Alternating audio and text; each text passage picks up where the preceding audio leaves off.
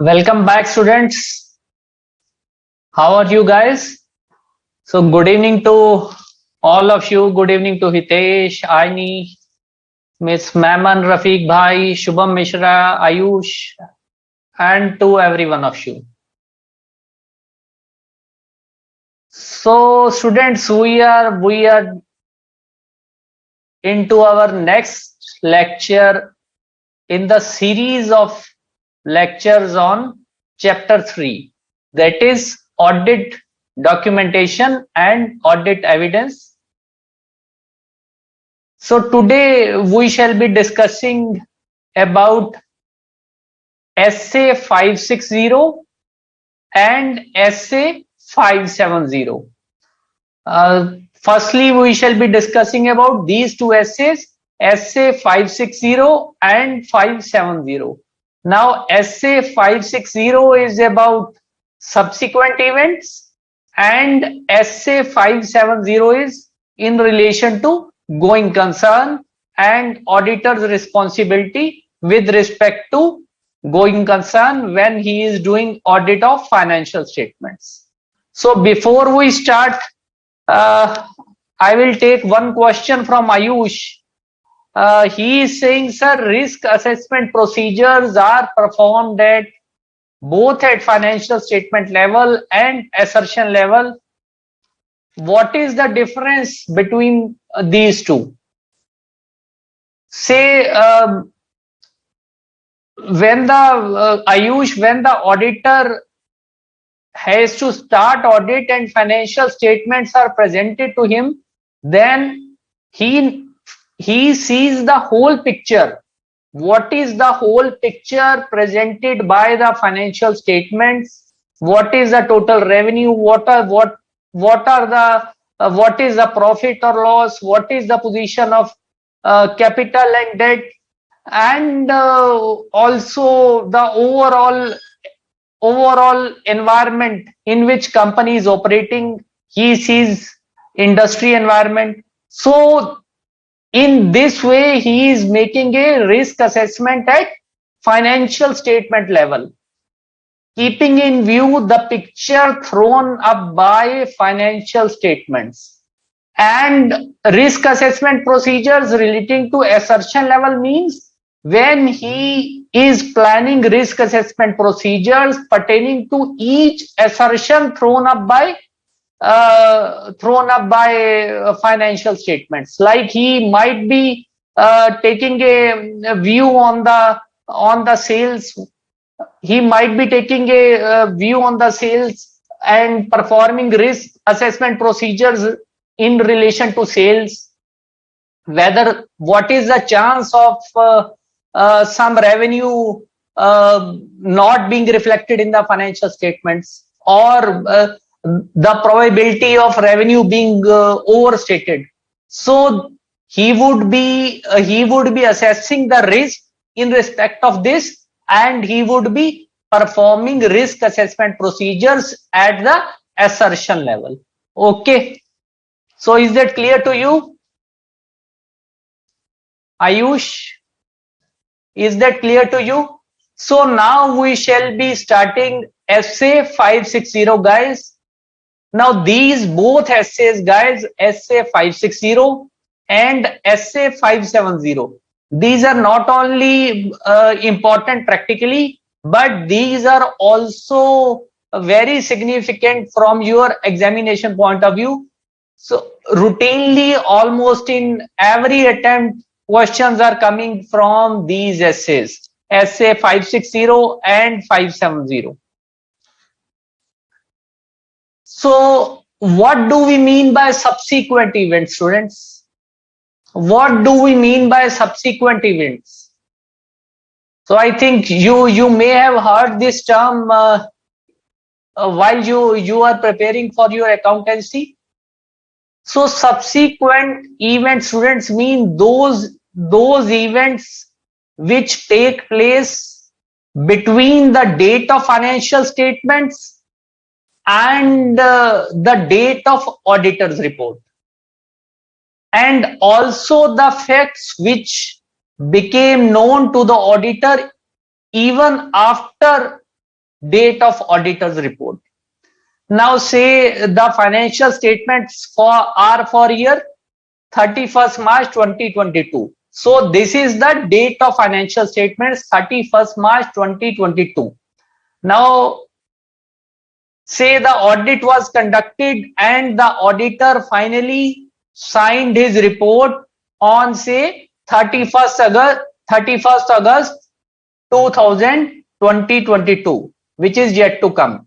So suppose he signed this report, he would sign this report on this date, 31st August 2022. So all the events occurring between 31st March 2020 and 31st August 2022, these would be subsequent events.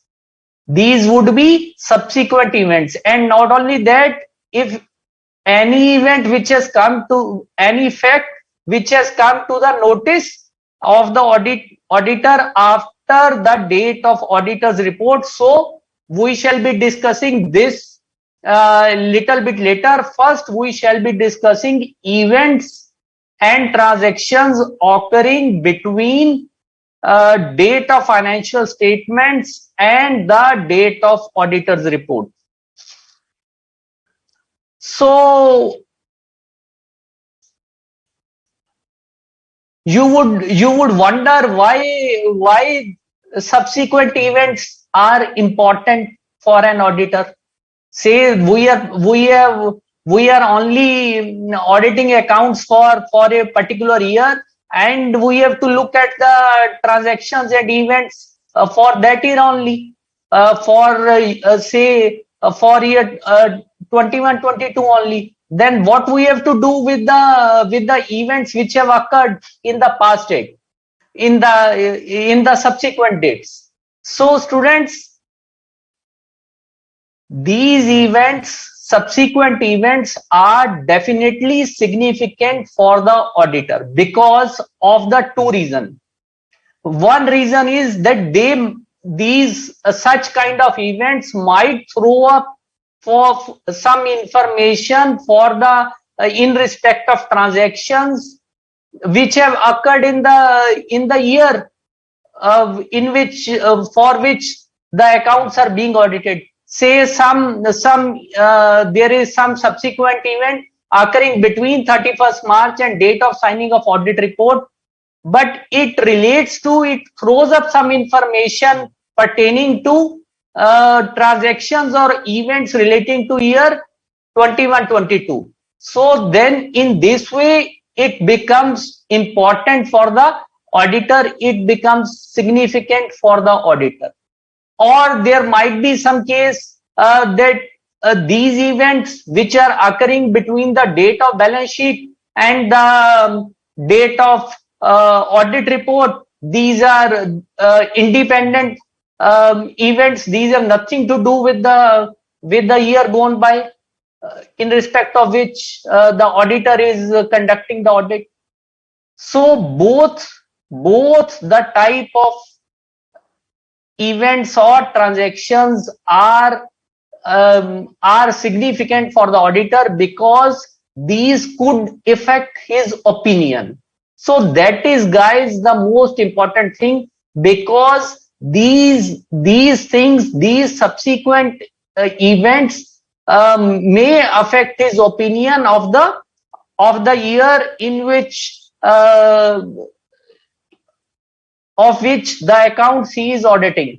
So guys, one more thing you have to understand, that when the auditor signs the report on a date, so the users of the financial statements presume that auditor has considered all the events which have occurred between the date of financial statements and the date of audit report. Say, for example, the company might have sold a major part of its plant during this period, during 31st after 31st March and date of audit report. So these could affect the future viability or the activity profile of the company, or say for example some major loss might have occurred due to some natural calamity, or say due to fire. A major fire might have broken out in the plant of the company. So whether how it could affect the operations of the company. So these kind of things, these kind of events are known as subsequent events. Okay, guys. So is video quality okay? Now you are saying video quality is not good. Is it okay?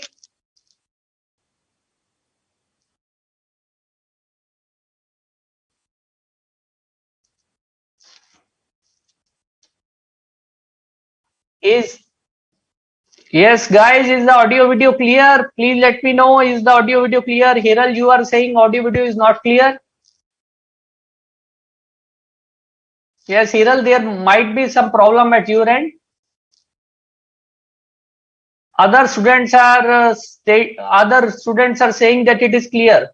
So now we will see from the module what is there in your module regarding subsequent events. So guys, you fairly have got an understanding of what do we mean by subsequent events and why they are important, and why they are important from an auditor's point of view. Is that clear? So now we shall go to your module, guys.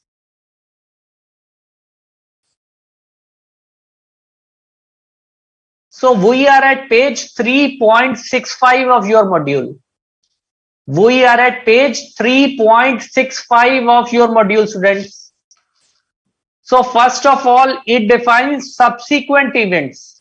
So what are subsequent events? As I have already told you, subsequent events are events occurring between the date of financial statements and the date of auditor's report. Say financial statements are as on date 31st March 22, and the audit report is say signed on 30th June 2022. Okay, so the events occurring between these two dates are subsequent events, are called subsequent events. Although these have happened in next year, but these might be significant for the year the auditor is conducting the audit. These might be significant for 21-22. These might require adjustment or disclosure. Okay. So Sushil, you are saying you didn't understand. So probably when I am trying to make you understand from module, so please open your module and try to read it. And facts, and there is another category, and even facts that became known to the auditor after date of auditor's report. So guys, this is a little bit of tricky for you to understand, but we would be coming to it later on. After 10-15 minutes, we would be coming to it later on. So first we would be discussing about events occurring between the date of financial statements and the date of auditor's reports. Now, what is date of financial statements? Date of financial statements is the date of the end of the latest period. Say for the year 21-22, this date is 31st March 2022. This is known as date of financial statements. And date of auditor's report is the date when the auditor is signing the report. So when the auditor signs the report,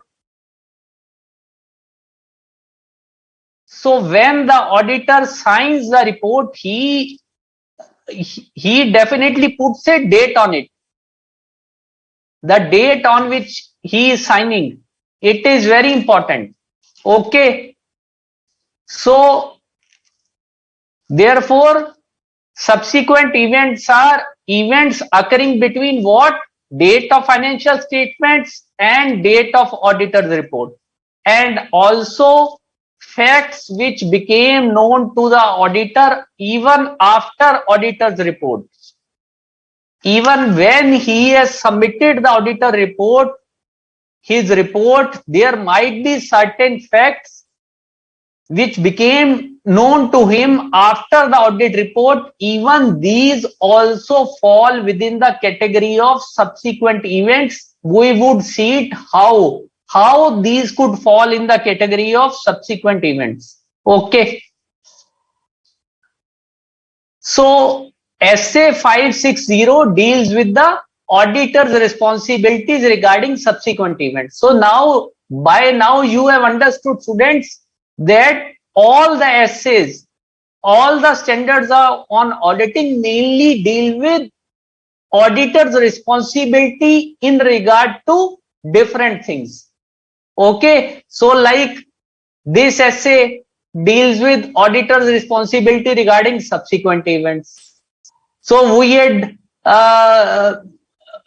done another essay pertaining to external confirmation. Now it dealt with auditor's responsibilities relating to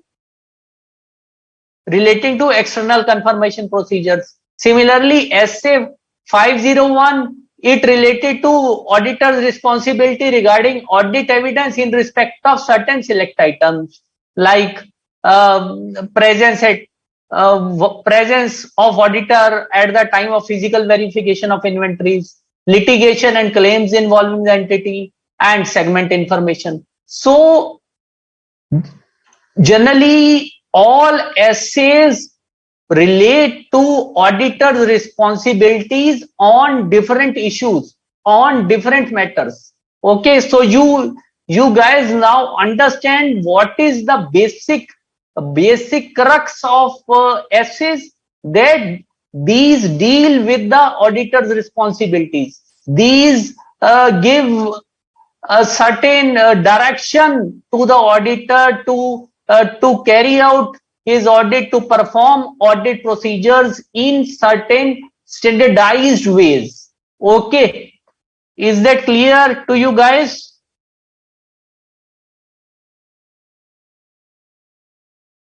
So financial statements may be affected by events, subsequent events that occur after the date of financial statements.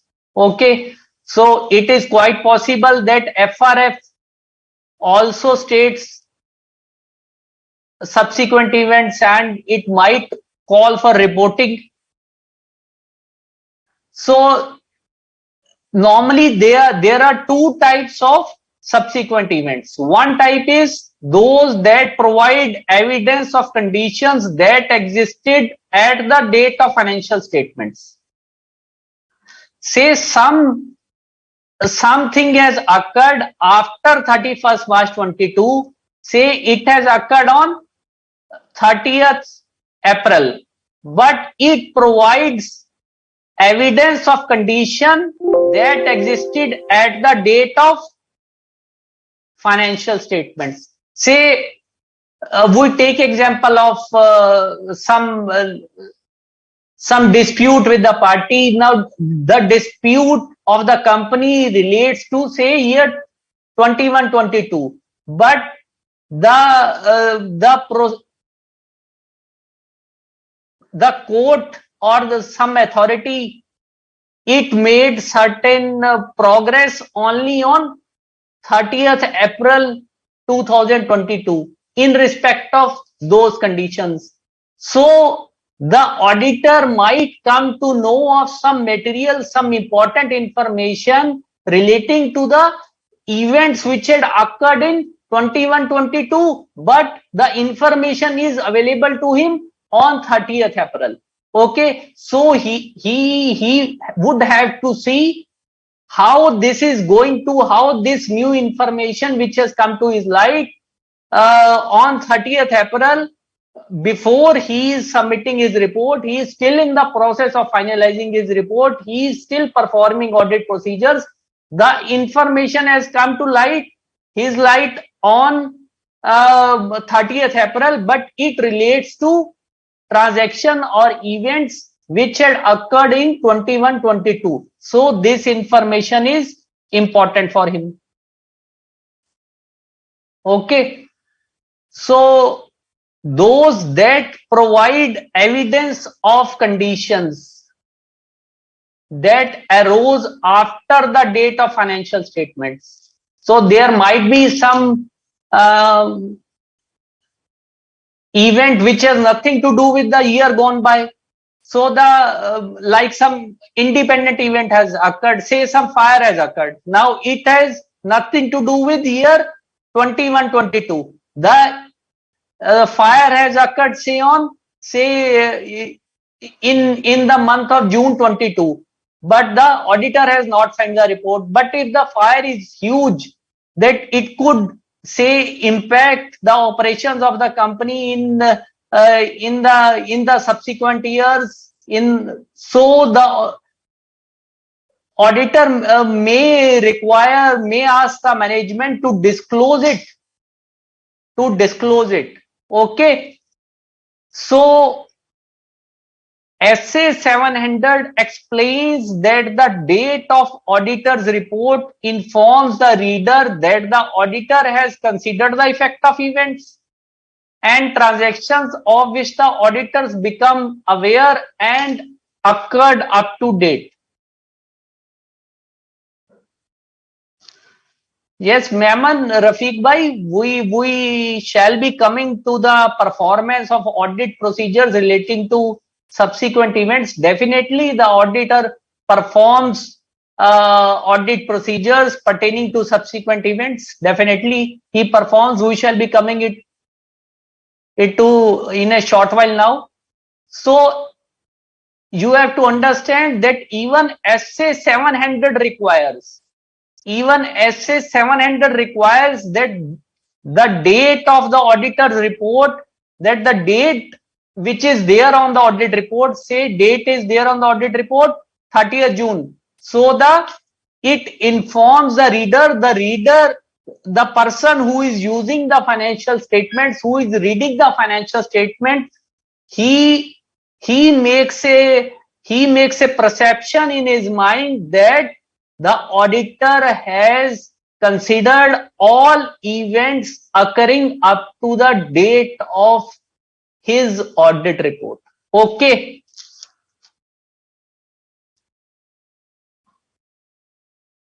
Okay, is that clear? So Rekha Kumari, I have also cleared your query relating to fire. You are saying if the fire occur after audit report, then I have also told you that this falls under the category of this facts that became known to the auditor after the auditor's report. So we shall be discussing it later on. So what is the objective of auditor in this regard? What is the objective of auditor in regard to subsequent events?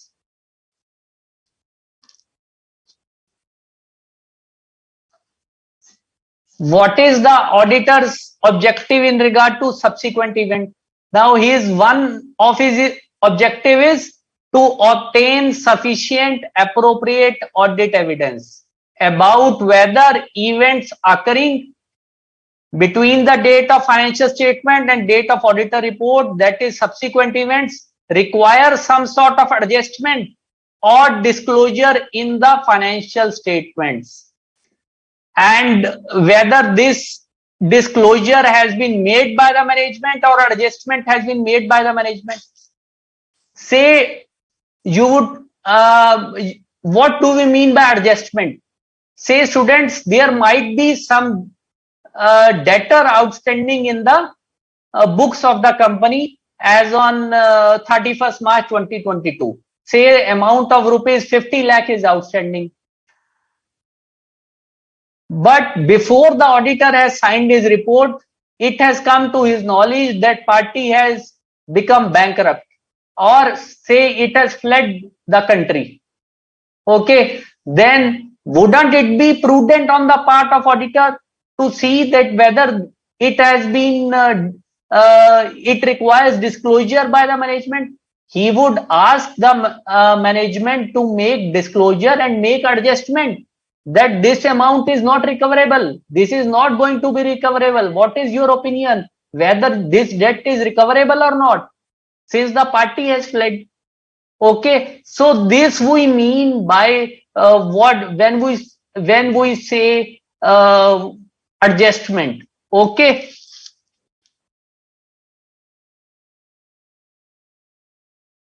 Now Kirti is asking if we show it as subsequent event in 21-22, then what will show in 22-23?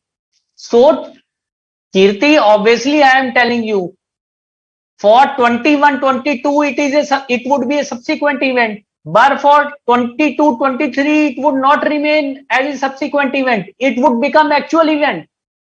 Say if some fire has occurred in the premises of the company in June 2022, then it would be a subsequent event for year ending 21-22, but for the year 22-23 it is going to be actual event. So all the entries would have to be recorded in the year 22-23. Okay. And is it clear to you, Kirti? So second point is respond appropriately to the facts that become known to the auditor after the date of auditor's report. That had they been known to the auditor at the date, he may have caused the auditor to amend the auditor report. Say students that if some facts become known to the auditor after date of audit report, he has submitted the auditor report,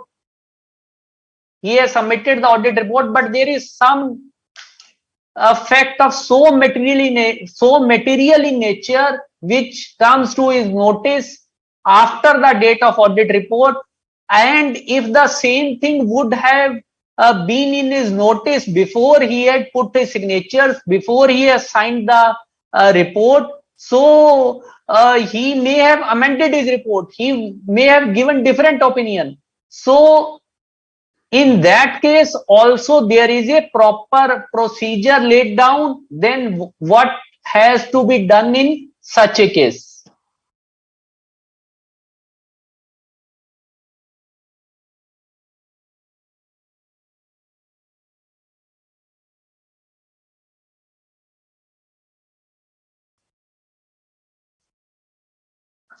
Yes, many of you are writing correctly. AS4 is relevant to this. Hiral, Rekha, yes.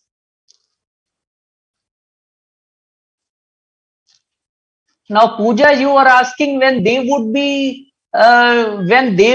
disclosed in next years. What is the use of reporting now? Now, Pooja, this concept of subsequent event, its importance or its significance lies in the fact that that management is alerting the users of the events prudently, that although the events relate to next year, but still for the in respect of the accounts of the year gone by, the management is making appropriate disclosure or adjustment. So it is a rather forward looking process, so that users of the statement come to know of all the conditions occurring up to the date of signing auditor's report. Okay. So clear to you, Pooja? So that is why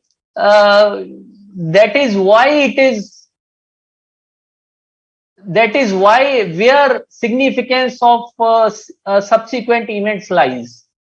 Yes, Kunal, you are saying it correctly, that if the auditor has signed the report and something comes to his knowledge after signing of the report, then there is a procedure for amendment.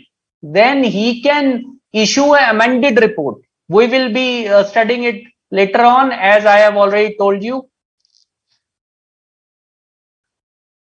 So here, if some facts became known to the auditor.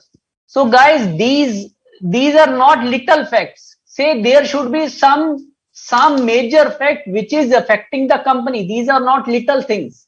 Okay. So what is the significant fact?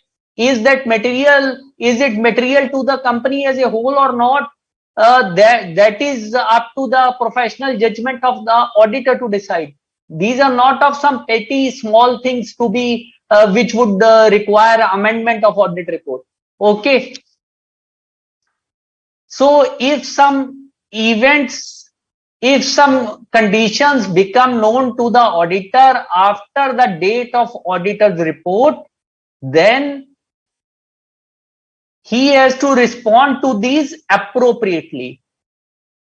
These conditions should be such that that if these facts were known to him earlier, he would have given his opinion in a different manner. He would have amended his report. Okay. So then if some facts come to his knowledge after signing the report, then he has to respond it. In what manner he has to respond it, we will study later on. Okay.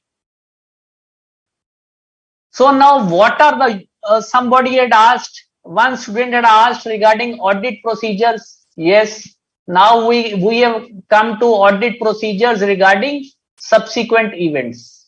Regarding subsequent events.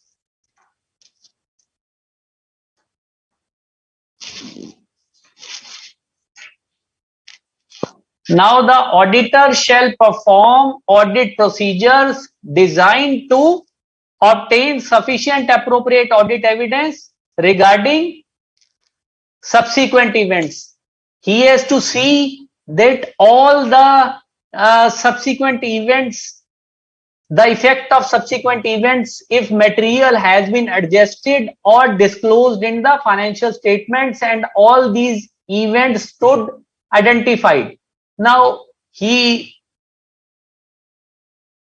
is, however, not expected to perform additional procedures to which he has already received satisfactory conclusions. Say the auditor has performed already some procedures and these have given him adequate audit evidence, so he need not perform those things again. He should perform only those procedures which give him a satisfaction.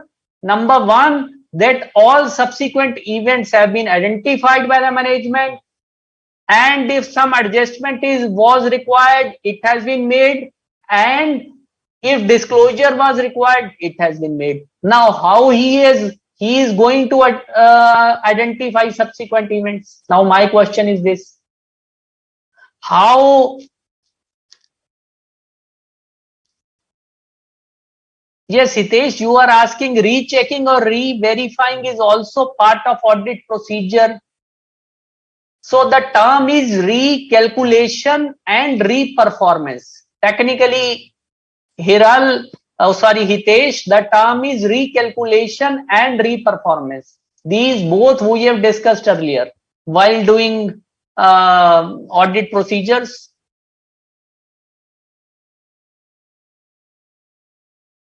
Yes, Hiral, you are asking if after signing the report and after the date of auditor report, it means one and the same thing. After the date of audit report means the date after which, say the auditor has signed. Say the auditor has signed on 30th June and some event comes to his knowledge on, say, 10th July. Okay.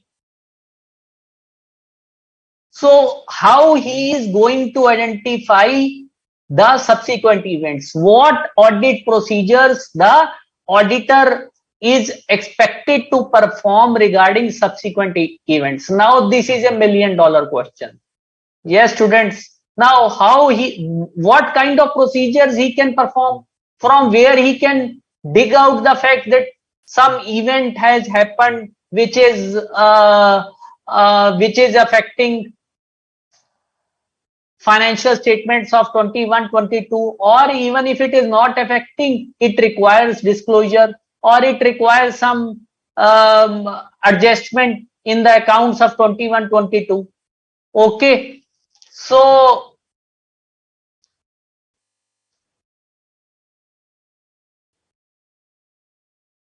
what are the audit procedures, guys? What could be the audit procedures? Now, obviously, these audit procedures relate to inquiry. He would seek information from the management. Okay, what else he can do? He can review minutes of the meeting.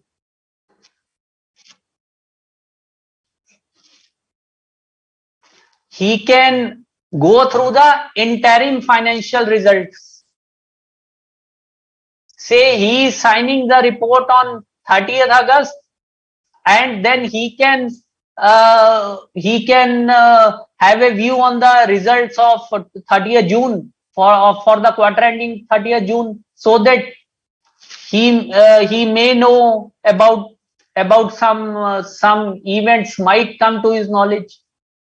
Okay, so these are the audit procedures. Inquiry of management. Okay, reading minutes and reading interim financial statements. He would obtain understanding of procedures and inquire management, reading minutes and reading interim financial statements.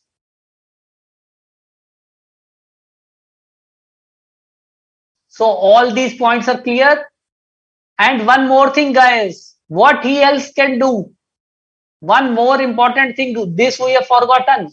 One more important thing, he would ask for a written representation. That is very important. He would ask management to confirm. So we had learned that written representation by itself is not a sufficient appropriate audit evidence. It is not a sufficient appropriate audit evidence, but it is an audit evidence. It is an audit evidence. So obviously, the auditor would be requiring a written representation from the management. To what effect? He would ask them to confirm that you have taken note of all the events which have occurred between 31st March and the date of signing my report, and all the adjustments, if necessary, have been made in the financial statements, or disclosures have been made. Okay. So this is the same thing. The auditor shall request management, and where appropriate those charged with the governance, to provide a written representation in accordance with the SA580. Students, you have to understand that some sort of evidence is always better than nothing. It saves the auditor also. It protects him also. So in such type of matters, obtaining written representation becomes very important. Okay. So written representations that all events occurring subsequent to the date of financial statements for which applicable financial FRF requires adjustment or disclosures have been adjusted or disclosed.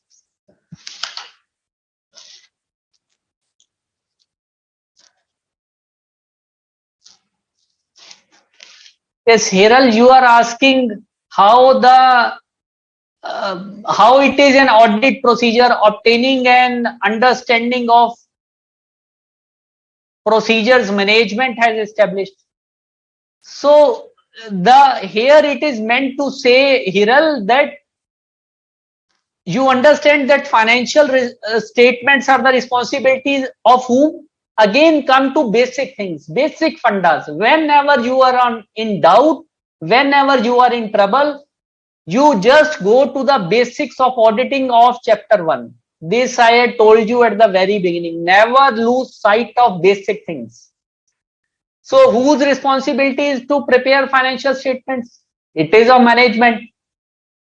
So the primary responsibility to adequately disclose and make adjustments on the regarding subsequent events is of whom?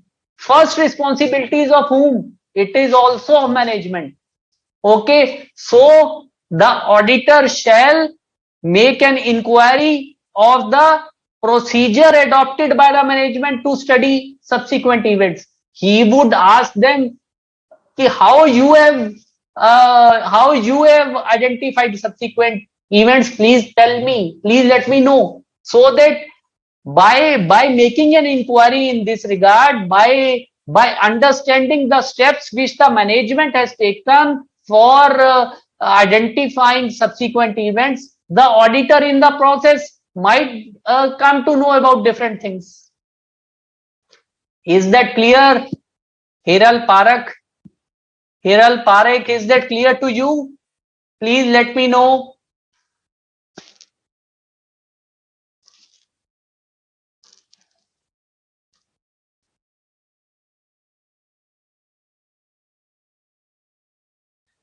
Now, Dhanlakshmi, you are asking example of debtor going bankrupt and the auditor has signed the report before.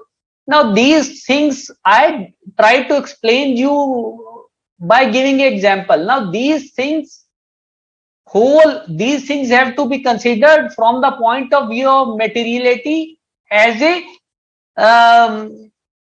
for a company as a whole. Say if it is a 1,500 crore company, the revenue is 1,500 crore, then one debtor of say 50 lakh goes bankrupt, it is not going to make much material effect.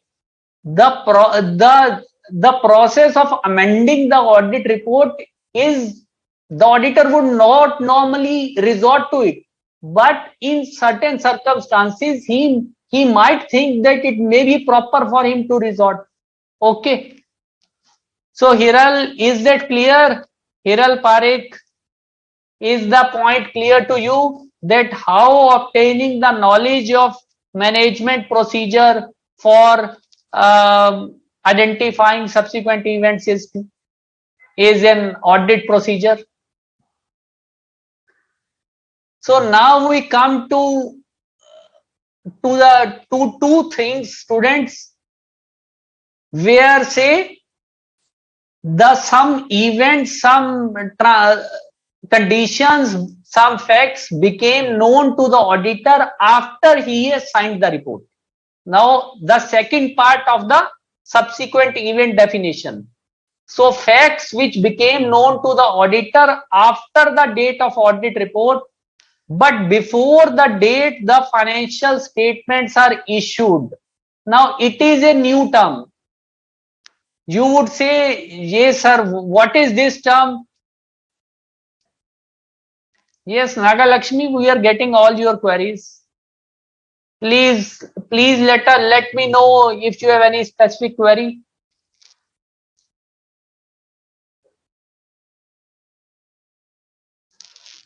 You had asked that subsequent events are disclosed in notes to accounts. Yes, these might be disclosed in notes to accounts and some adjustments may be made. Both things are possible. So now there is a new term, students, before the date the financial statements are issued. Now what is the meaning of this term? Before the date the financial statements are issued. Say there is one date, 31st March, this is the date of financial statements. This is the date of financial statements. There is one date, say 30th June, this is the date of audit report, date of signing, say.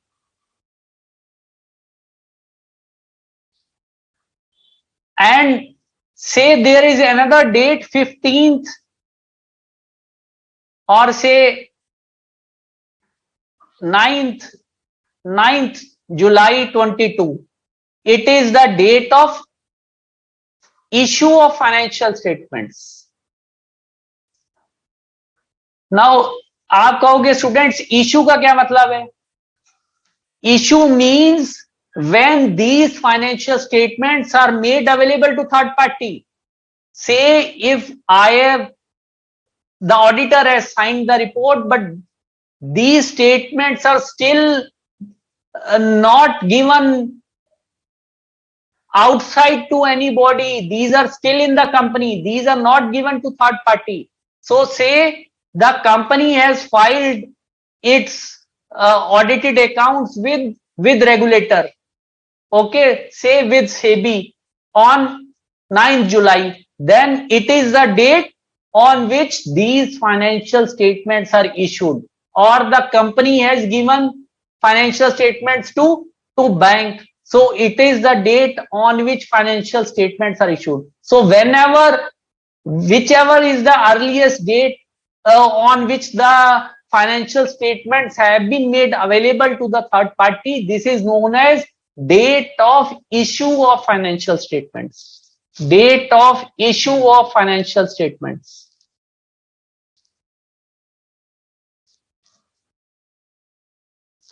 Now Mehman Rafiq Bhai is asking, would auditor prepare separate notes? No, he would ask the management to make adjustments or make proper disclosures. He would ask the management to make proper disclosures in the financial statements. If the management doesn't make, then he can accordingly, his opinion would be affected, and then he would be stating in his report. So the auditor has no obligation to perform any audit procedures regarding financial statements after the date of auditor's report. So normally the auditor has no obligation. As I have told you, we have signed the audit report, my obligation has ended. Okay. However, when after the date of auditor's report, but before the date of financial statements are issued, meaning that the date on which these are available to some third party. So you understand the meaning of the date of financial statements are issued. A fact becomes known to the auditor that had it been known to him earlier, he may have amended his report. That if that fact is so important, it is so material, it is of such a grave importance that he would have amended his report. Okay, then what he will do? He will first discuss the matter with the management and determine whether financial statements need amendment, and inquire how management intends to address the matter in financial statements. Then he would see if the financial statements need amendment. He would discuss the matter with the management. If the management amends the financial statements, then the auditor shall also give an amended report.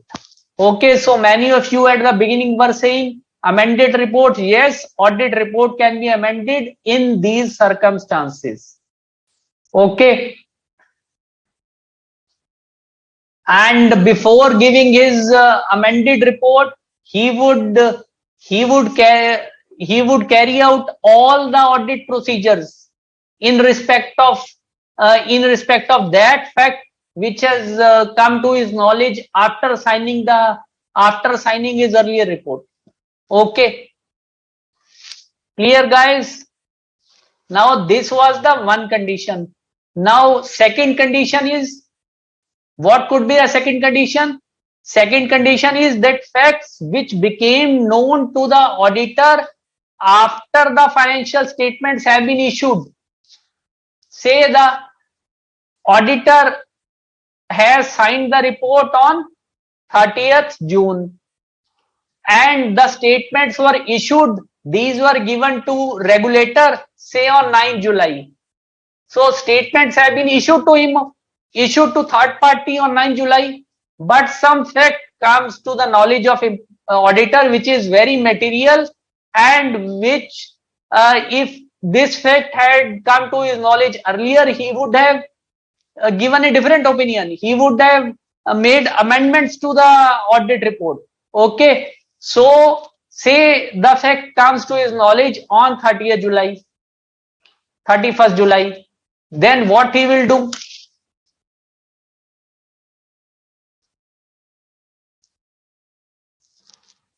Yes, Kunal Parekh, you are asking, so amendment can only be made before statements, financial statements are issued. Now, the module is answering itself, answering your question.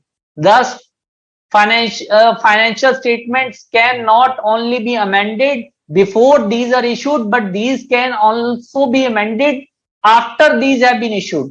So what is the procedure after these have been issued? Say these have been issued to the third parties, but some fact becomes known, then again the auditor would discuss with management and determine whether financial statements need amendment, and he would again issue an amended report. But in this case, these have already been issued to the third party. He would take care that the audit report which has been issued to third parties earlier, okay, so this position is informed to those third parties. Say the company has already filed with the earlier audit report with some regulator, then he has to take care that now he is amending his audit report, and the audit report has already been submitted to some third party, to some regulator, say, then he would need he would take care to ensure that these things are informed to those third parties also, because they are in the possession of the earlier audit report. Okay. So clear to you guys? Is that clear? So we shall, students, also try to make a quick recap of what we have studied about subsequent events. So I will try to show it to you on blackboard, on whiteboard.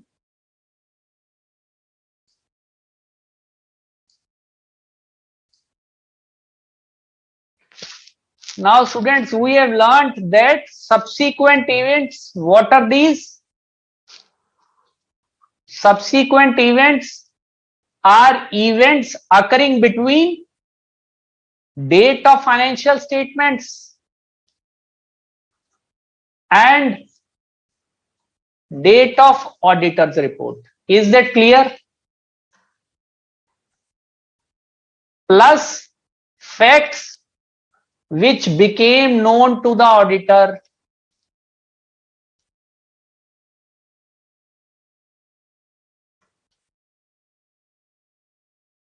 after date of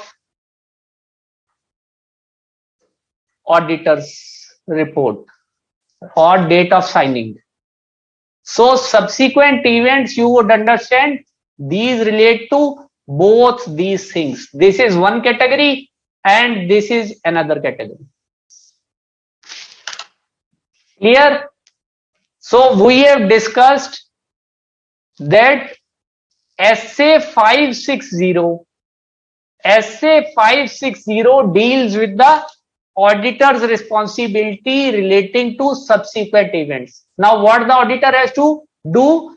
The auditor has to see, he has to perform the audit procedures that that management has disclosed all the subsequent events. If some adjustment is required, in the accounts of the year gone by, then management has made those adjustments, or if some disclosure is required, then management has made that disclosure. Clear? So what kind of audit procedure he is going to perform? He can understand the process. First, he has to understand the process which is followed by the management to identify subsequent events. Okay, he can review minutes of the meetings. Next, what he can do? He can go through the interim financial results. He can inquire from the management. He can seek information from the management. So we have also discussed that subsequent events can be of two types. One type is that these events might be affecting the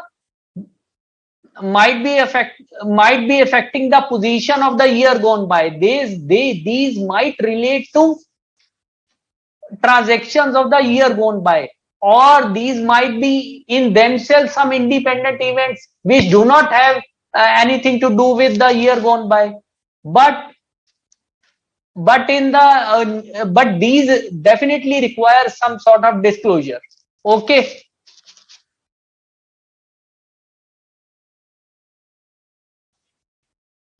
And we have also discussed that if some facts become known to the auditor after the date of audit report, then the audit report can be amended. And we had seen there are two categories. What are the two categories as per SA560? That some facts become known to the auditor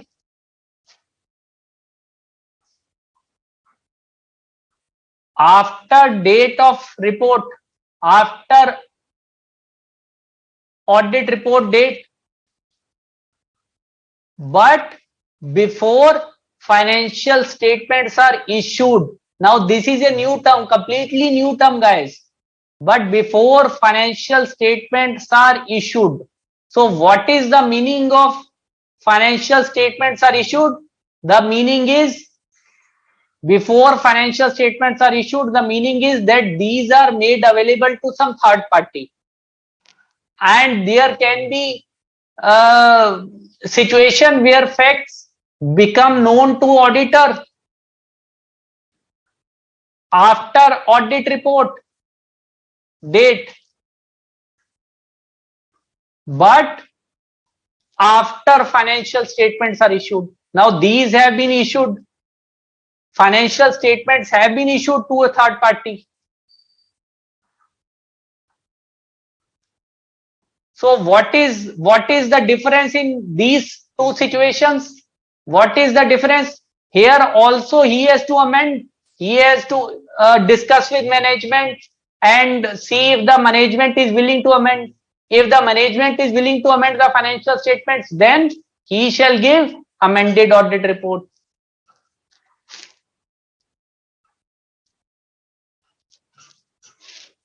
Okay. And here also, if the management amends financial statements, then he shall give amended audit report. But here the difference lies that these statements have been already issued. So it would be necessary for him to ensure that all the parties to whom these have been issued, this fact is brought to their knowledge also. This fact is brought to their knowledge also. Okay. So guys, is SA560 clear, guys?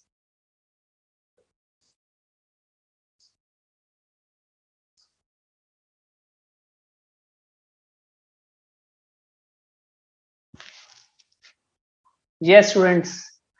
Is SA560 clear to you regarding subsequent events? Now we shall move to SA570.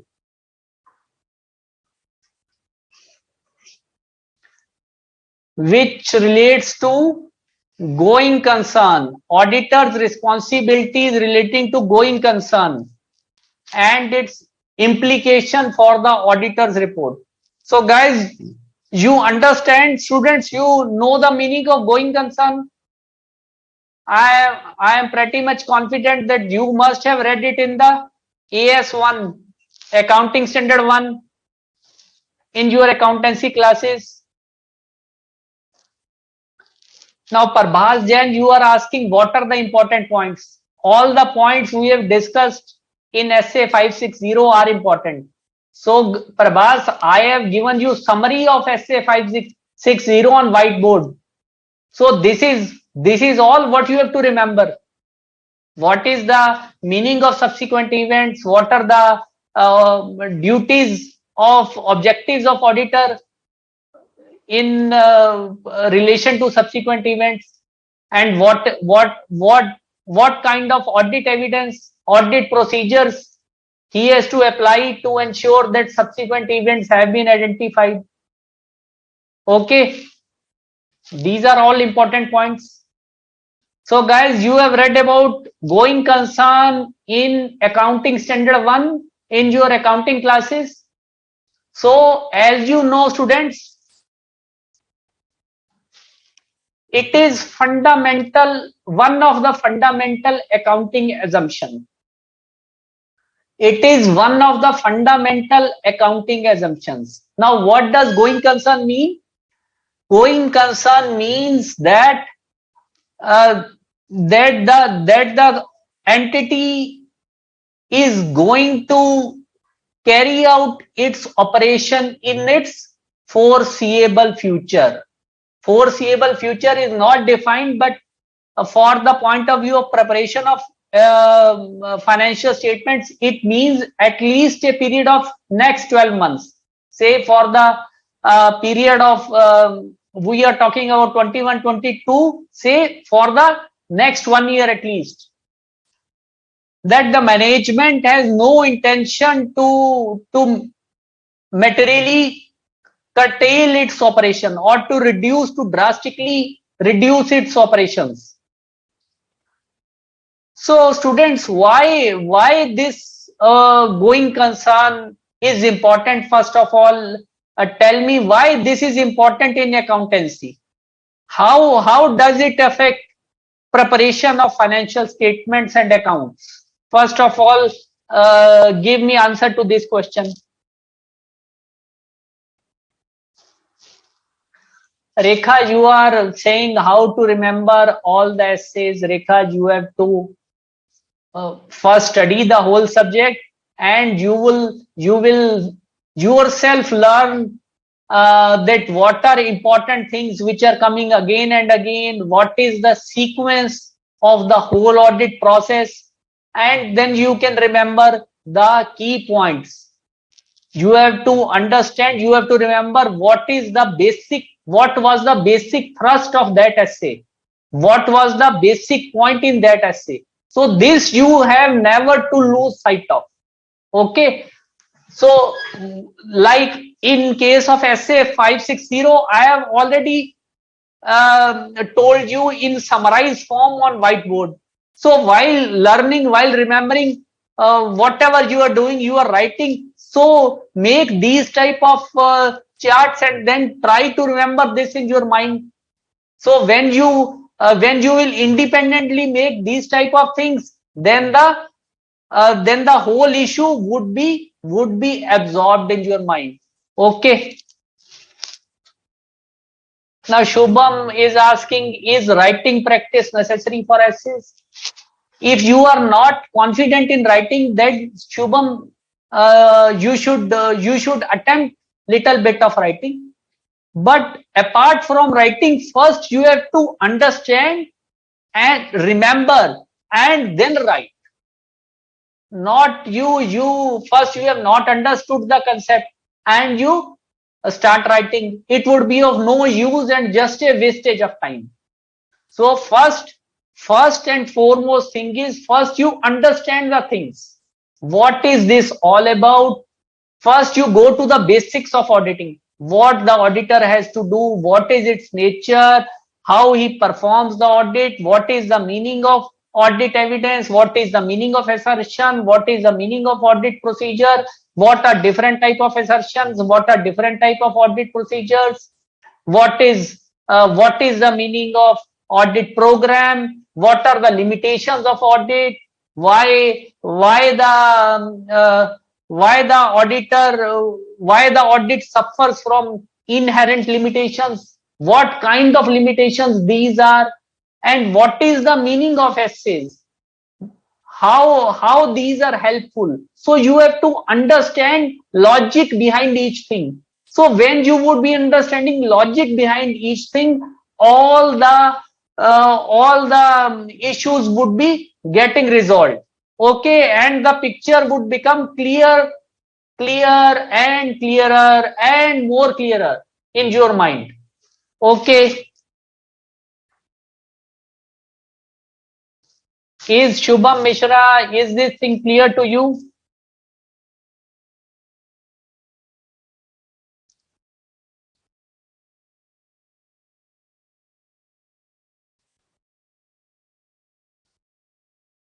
Yes, many of you are writing many things about going concern.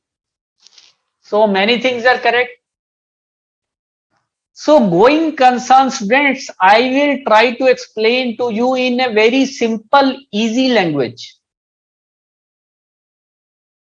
So all the process of making financial statements or making balance sheet or preparing balance sheet or profit and loss account is standing upon the principle that financial statements are prepared on assumption of going concern. That concern is not going to shut down its shop. It is not going to shut down its business in the near foreseeable future. It is on this basis that assets and liabilities and income and expenses are recorded in financial statements. Like say, in financial statements, we are making different classification of assets. Say we are showing some asset as current asset, some asset as non-current asset, some liability as current liability, some as non-current liability. So if the concern is not going to carry, say for example, if the concern is not going to carry its business in the foreseeable future, then all these things would be nullified. All these things would come to naught, because when we say that this debtor of 50 lakhs is a current asset, when I say that this debtor of 50 lakh is a current asset, then what is the meaning? What is the logic behind it? It means that the company is going to recover the money from this debtor within a period of 12 months. So current assets, by the definition, these mean that these are expected to be converted into cash, to be realized within a period of 12 months. Similarly, liabilities, when we classify something as current liability, it means that the company has to pay that amount to the creditor in the coming future within a period of 12 months. So this is the whole edifice on which the principle on which the financial statement are standing. So if the going concern concept is violated, all these things would be nullified. अगर company को अपना business ही बंद करना है, it has to close its business, so why that liability is a current liability?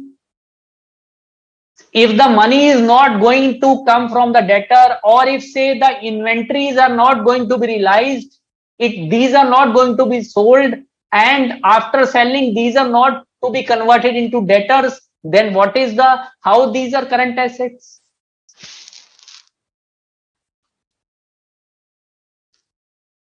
So is that clear to you guys? Why concept of going concern?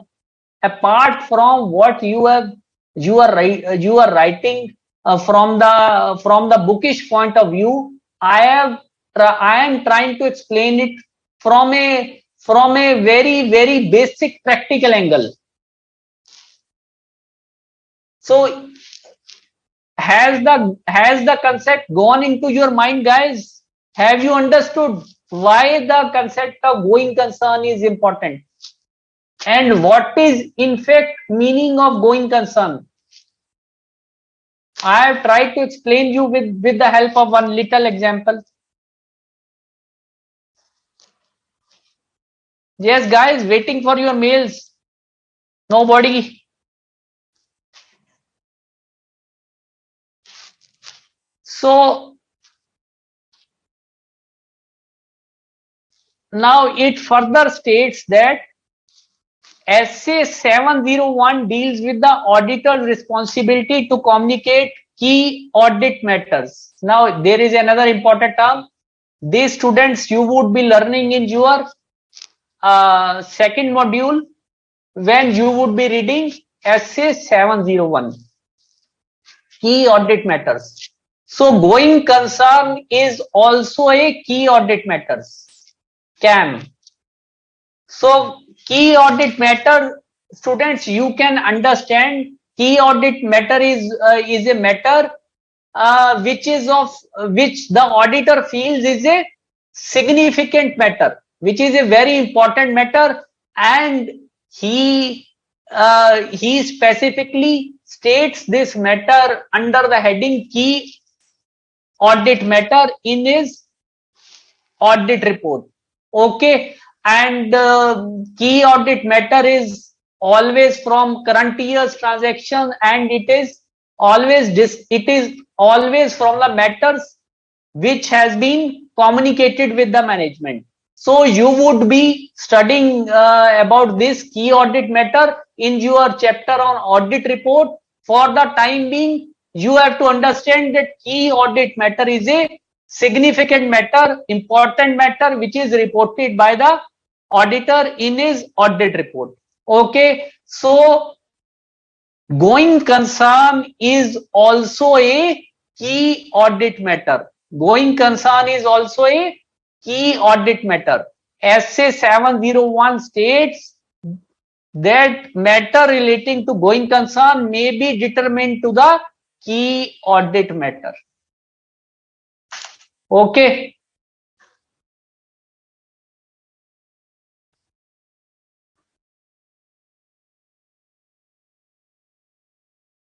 Now going concern basis of accounting, this we have already considered.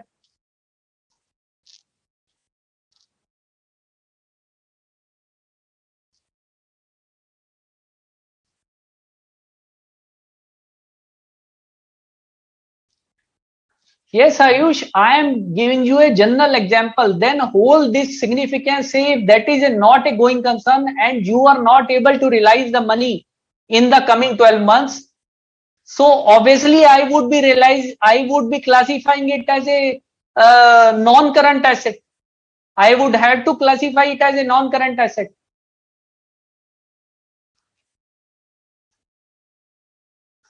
So under the going concern base of accounting, the financial statements are prepared on the basis of assumption, same thing, that the entity is a going concern and will continue its operations in the foreseeable future. And the management has no intention to liquidate the entity. It has no intention. Liquidate means to shut down its operation, to close down, or liquidation, you understand, or has no realistic alternative but to do so, or it has no realistic alternative to do so. So when the use of going concern is appropriate, assets and liabilities are recorded on the basis that entity will be able to realize its assets and discharge its liabilities in the normal course of business. Same thing, guys, which I was trying to explain to you in different ways. Okay. So what is the objective of auditor regarding going concern? अब going concern का मतलब आपने समझ लिया, you have understood the meaning of going concern. Now what is the objective of auditor regarding going concern? What does SA570 state about it? Now it states that the objective of auditor is to what? Is to obtain sufficient appropriate audit evidence regarding the appropriateness of management use of going concern basis of accounting in preparation of financial statements. Now again same thing guys, the concept remains same concept है guys, सिर्फ नाम बदलते हैं, only names are changing. Again the same thing we have learnt in subsequent events. Now here same thing is there in going concern. Whose responsibility it is to prepare financial statements? Management. Then first of all the auditor will inquire how the management is satisfied that you are a going concern. Okay, first of all you tell me that how you have arrived at the conclusion that you are a going, that your basis of preparation of financial statement as a going concern is correct, that you are following this assumption of going concern, fundamental accounting assumption is being followed, then you give me the evidence that your method is correct. Okay, so if somebody asks me this question, I would say why not? I am my sales are going in next year also, my stocks are being sold, my inventory of last year has already been half sold, my debtors are being realized, and I am making payment to my creditors, I am making payment to my bankers, I am readily paying my installments of my term loan. So all money is being realized and all payments are being made, and my plant is also going with the optimum capacity, and consequently sales are being made. That is why my assumption of going concern is correct. Isn't it so simple and logical? Isn't it guys? So all the simple things, these have been camouflaged in a technical way in the language of auditing. So you have to remove this wheel and understand how your mind remembers these things. First of all, understand, remember, and then learn in the language of auditing, and then write if you are a little hesitant in writing. Okay guys, is this strategy for preparation of exam okay? Isn't it fine? I think if you make preparation of exams this way, if you adopt this strategy, examination strategy, you can do wonders. Guys, this auditing subject is a very scoring subject. There is a misconception in the mind of students that we have to take only somehow 40 marks in theory. So if you plan for 40, you would get 25. You can take it from me. This is a very scoring subject, and with a little bit of with a planned preparation, you can be assured of more than 60-65 marks, even more than that. If you get a good grasp of the subject, then you can score even more than 70 marks.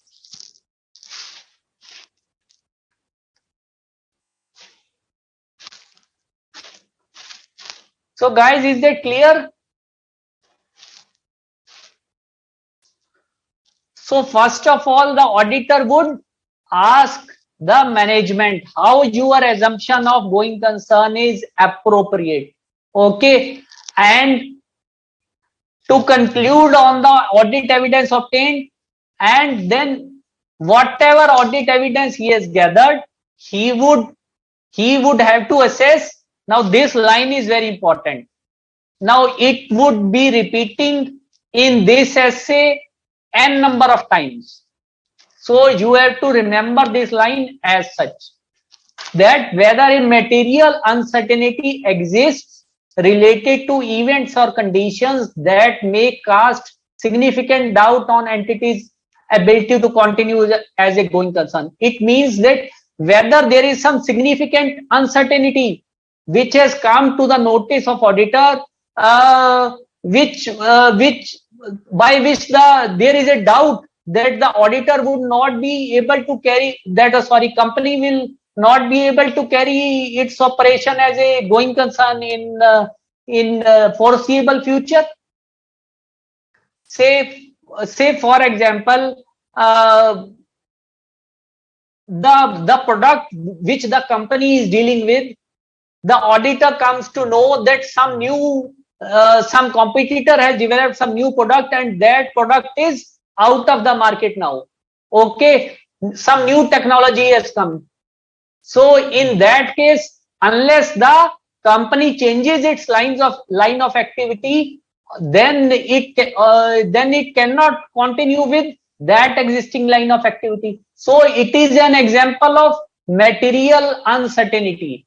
So the auditor would ask the management that this is the material uncertainty which in my opinion is casting a significant doubt on your ability to continue as a going concern. Tell me how you are going to deal with it. So the management may have a ready plan. Okay, they may say that this is our plan. These are our future projections. This is how we are going to deal with it. This is how we are going to deal with new technology. So the management may offer its own explanations. So if the auditor is satisfied, then it's okay. But if the auditor is not satisfied, then he may have to report that there exists a material uncertainty in the material uncertainty which casts doubt on the entity to continue as a going concern.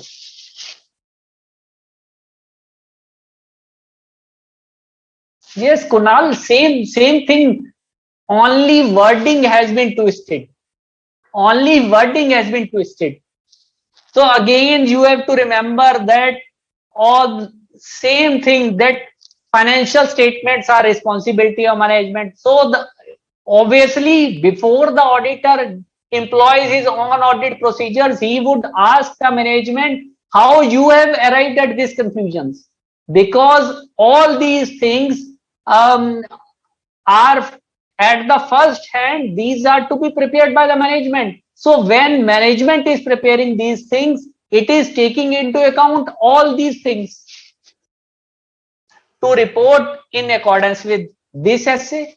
And if some material uncertainty exists relating to events or conditions that may cast a significant doubt on the entity's ability to continue as a going concern, then it has to be reported in accordance with this standard on auditing. As simple as that. And many of you say, sir, how we are going to remember these essays? भैया बहुत simple है. You have to think logically, apply logical steps, remember keywords and write in your words. That is how simple it is. And once you have understood the concept, another advantage, another assurance, another comfort is that you are never going to get wrong. You have not to make any calculation. Once you have understood the concept, then always you would be writing it correctly. Okay.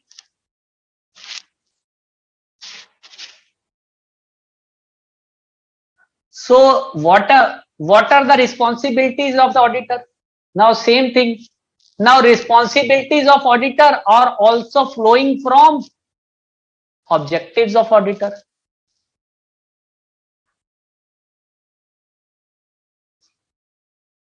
Again, आपको students आपको रट्टा नहीं लगाना है. You have not to cram. Once you have understood कि SA570 का meaning क्या है, क्या सिग्निफिकेंस है, you have understood going concern concept, then all the things will logically flow out of it.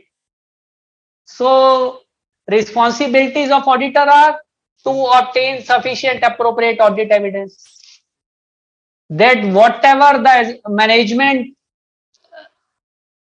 appropriateness of management's use of going concern, that management has prepared accounts on financial statements on going concern basis, and the auditor has collected evidence that this the management is right. Okay, the auditor has to obtain appropriate audit evidence in this regard. If management is not right, then other questions follow. Then he has to disclose and modify his opinion.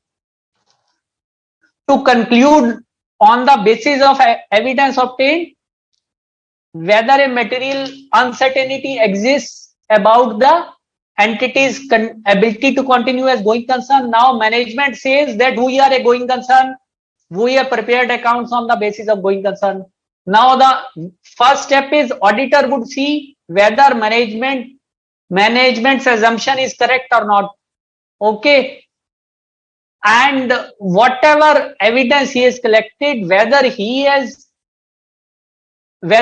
thinks that a material uncertainty exists which causes significant doubt on the entity's ability to continue as a going concern. Like I have given you example of the product of the company going obsolete, it is going out of the market, some new technology has come, and it is going to wipe out all the products with some old technology. So obviously if the management is not alert to these kind of business conditions, then it would put a serious question mark on its ability to continue as a going concern. Okay.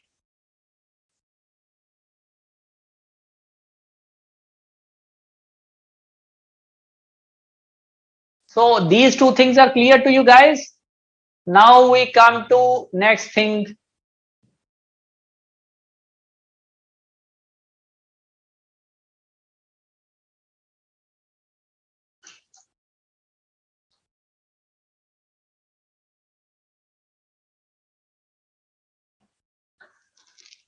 Here it states that potential effects of inherent limitations due to auditor's ability to detect material misstatements are greater for future events that may cause an entity to continue as a going concern, and auditor cannot predict such future events.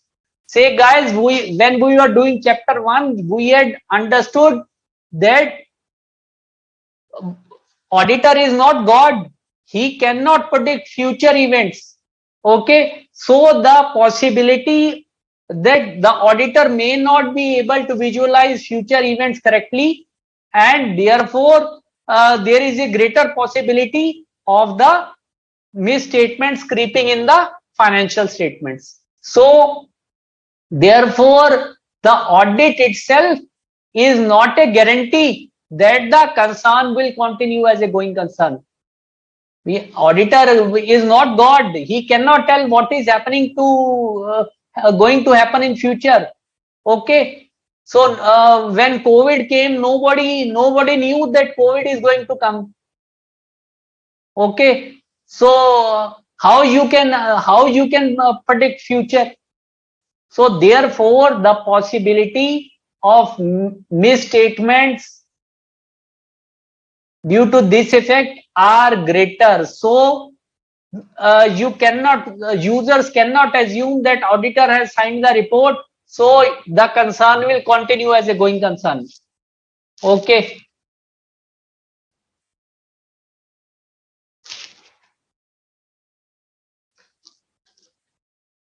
Yeah, Hiral Parikh, you are asking report in accordance with SA, report in accordance with SA570. SA570 states what is to be reported.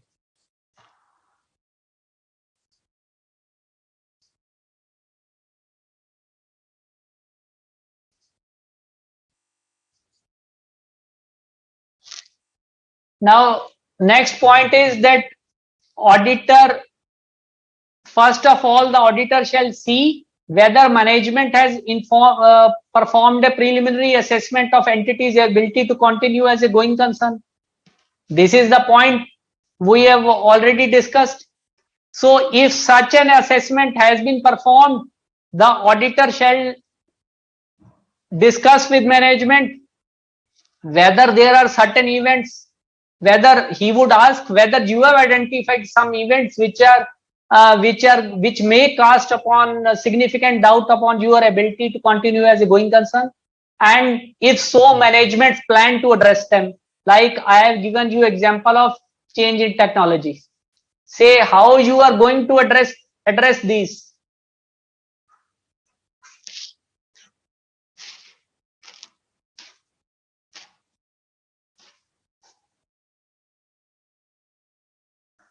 Okay, if such an assessment has not yet been performed, the auditor shall discuss. If the management say, if we have not made such an assessment, then auditor would ask, then how you are making a going concern assumption in preparation of your financial statements. And he may make his independent assessment that whether certain condition exists which may cast a significant doubt on the entity's ability to continue as a going concern. So another thing, guys, you have to remember that auditor has to remain alert throughout the audit regarding conditions which may cast doubt upon entity's ability to continue as going concern.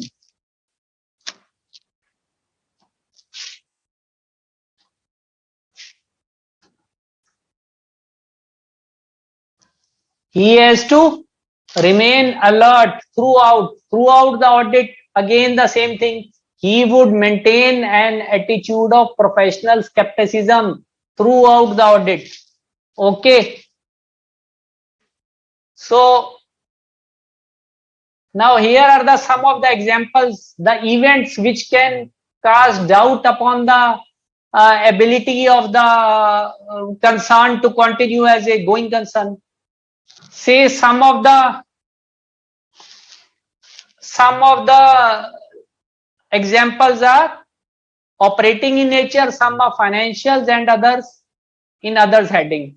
Now first we shall be seeing operating examples which are due to operational issues.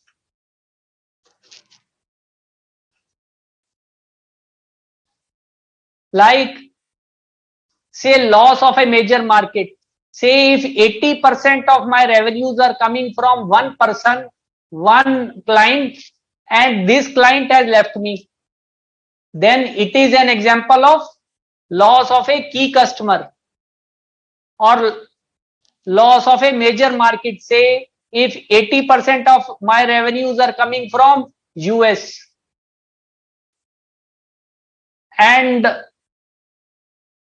now I am not getting any, I have lost the US territory to somebody else, to some competitor. Okay, then how I am going to be compensated? Labor difficulties. If there is acute shortages of labor, then how you are going to run your operations? Shortages of important supplies. Say the raw material with which I am manufacturing goods, that raw material is not available in the market. Something has happened. Say we take an example that raw material was being imported from China, and say the government has banned import of that raw material from China or from say another country due to some decisions. So this might create a shortage of the supply unless that raw material is available in the local market, or it is available or it can be imported from some another country. Okay. Emergence of a highly successful competitor. Some another competitor has emerged. So these are all examples of operational issues, operational examples. Now financial examples. Say financial examples are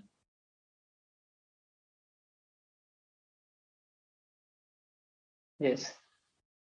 Say the bankers are not willing to lend. Say I have taken credit facilities from certain bank, but the bankers are not willing to lend me further. They are not renewing my credit facilities, or I am operating at a loss. Say my gross margin is at loss. I am operating at gross loss. Then what is the chance that I am going to continue as a going concern? All my key financial ratios are in negative. Loss year after year. I am not able to pay my loans. The company is not being able to pay loans. Or excessive reliance on short-term borrowing to finance long-term assets. Say I am availing certain credit, working capital credit facilities to meet my purchases, but I am investing it in fixed assets to construct building, to purchase machinery. Then how I am to run the business? How the company would be able to run the business? So all these things. Negative cash flows. So the cash flows are negative. If I am not able to sufficiently generate the cash, the company is not sufficiently able to generate the cash. So how the company would continue as a going concern? So these are examples of financial matters. And these were the examples of operating matters which may cause going concern issues. Now these may cause, these may would not in every case lead to rebutting of going concern assumption. The management may have backup plans. The management say that okay, this customer we have lost, but in place of this customer, now we have started dealing with these 5 customers. So we have explored some new market. Ayush Agarwal, you are saying net liabilities. Probably you are referring to current assets minus current liabilities. So net liabilities greater means liabilities are more than the assets. You can take it that way. There are accumulated losses. Okay, other example is there are some, say there could be some legal decisions or proceedings against a company. Okay, say the matter is going in the court for last 10 years and suddenly the court gives an adverse decision. Okay, and the amount, huge cash outgo is involved. So the company may not be able to pay that cash outgo. Okay, and if the amount is very huge, running in say thousands of crores, then it would be a strain on the resources of company, and it may be an example of an event which may cause significant doubt on the ability of the company to continue as going concern. Changes in law or government policy expected to adverse. If there is some changes in regulation, okay. So say if the government has banned some kind of business, say due to environmental issues, the government is banning single-use plastic. These days you might be reading newspapers that the government has banned use of plastic. So no longer polythene bags are available. So obviously the companies which are into this kind of business, they will be hit if the government tries to enforce this ban strictly. So these kind of things. Next is uninsured or underinsured. catastrophes when they occur. Say some disaster that has occurred, some flood has come, and the company is not insured. And due to this flood, all the inventories have been washed away. Say the company has got a plant in Uttarakhand, for example, and due to heavy rains and cloud bursts, flash floods have come. The company forgot to renew its policy. The management of the company forgot to renew its insurance policy. So all the stocks of the company and all the plant of the company was damaged. So how the company is going to function? So this is an event which has cast a significant doubt on the ability of the company to continue as a going concern, unless the company arranges some funds. From where it is going to arrange the funds and how much time it would be there to refurbish the plant and to again carry on to make the operating cycle going. Okay, so these kind of things. So students, clear? Is it clear to you? Yes, guys, no mails. So you have got a fair idea of the concept of going concern. So at this stage, we are going to take a short break of 10 minutes. And after that, we will know about what are the reporting responsibilities of auditor and implications in audit report regarding going concern. Okay, so short break for 10 minutes. Break.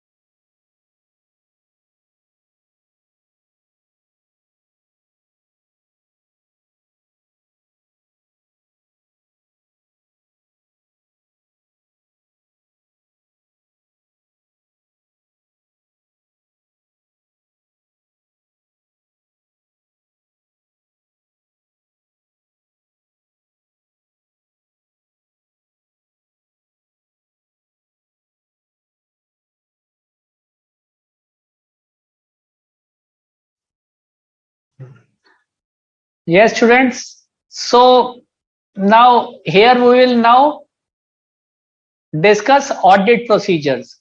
Now, if events or conditions have been identified that may cast significant doubt on entity's ability to continue as a going concern, then auditor shall obtain audit evidence to determine whether a material uncertainty exists or not.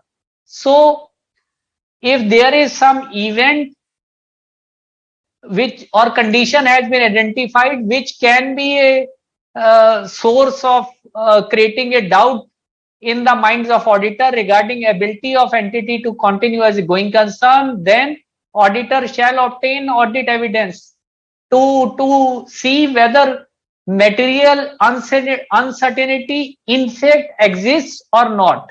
Okay. So what kind of procedures these are? So again the same thing. Again the same thing as we have discussed in case of subsequent events. Whether management has, he would first ask the management whether you have made your assessment of ability to continue as a going concern.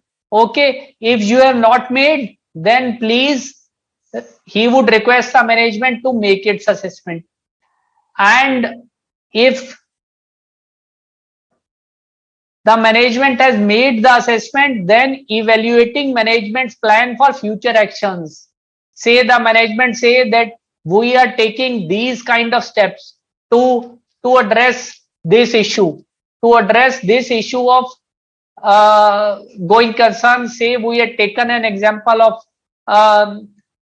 key customer loss. So what is the management's plan to improve the situations? This we call in the auditing as mitigating factors.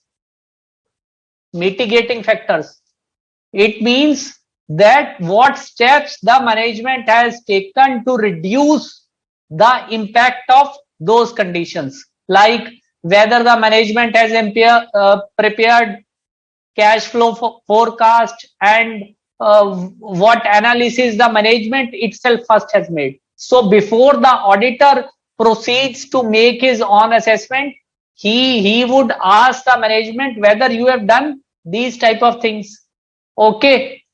And then this all the data which is given by the management, this has to be evaluated with regards to assumption and its reliability. So whether the data which the management has given to the auditor, it should not be in the air. हवा में नहीं होना चाहिए. It should be sounded by solid assumptions, and the management has some concrete evidence to prove those assumptions. Like if they say that we are exploring these new markets, then what they have done to explore these new markets? Have they gone there, or what is the correspondence being made with the new customers in place of to fulfill the loss of the existing key customer? And what are the how much orders, what is the quantity of orders you are going to get due to the loss of that customer from the new customers? What is the evidence you have in hand? Show me the mails, what the correspondence you are making. Okay.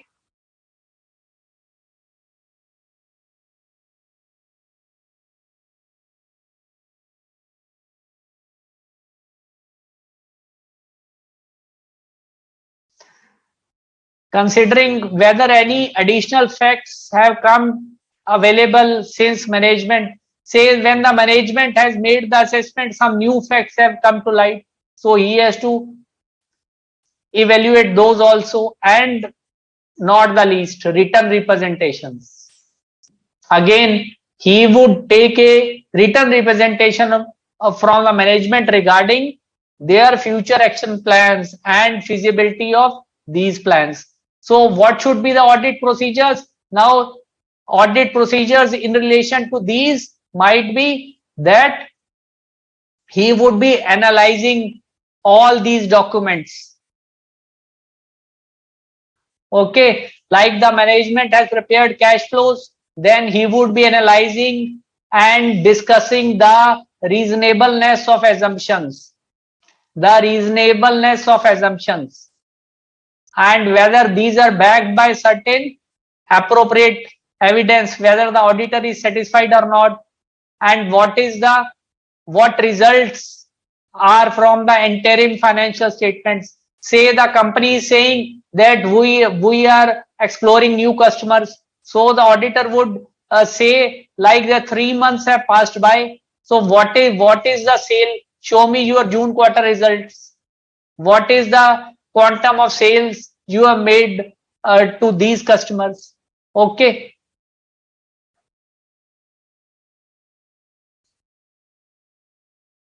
So these kind of things, reading minutes of the general meeting of the shareholders, inquiring of entities legal counsel regarding the existence of litigation claims. So all these many n number of points can be made. So you have to understand the basically logic behind these plans, logic behind these points, like evaluating the entity's plan to deal with the unfilled customer orders, like what I was just discussing, that you show me the interim financial results and how you are going to uh, uh, going to compensate the loss from the from the leaving of one of your key customers. Okay.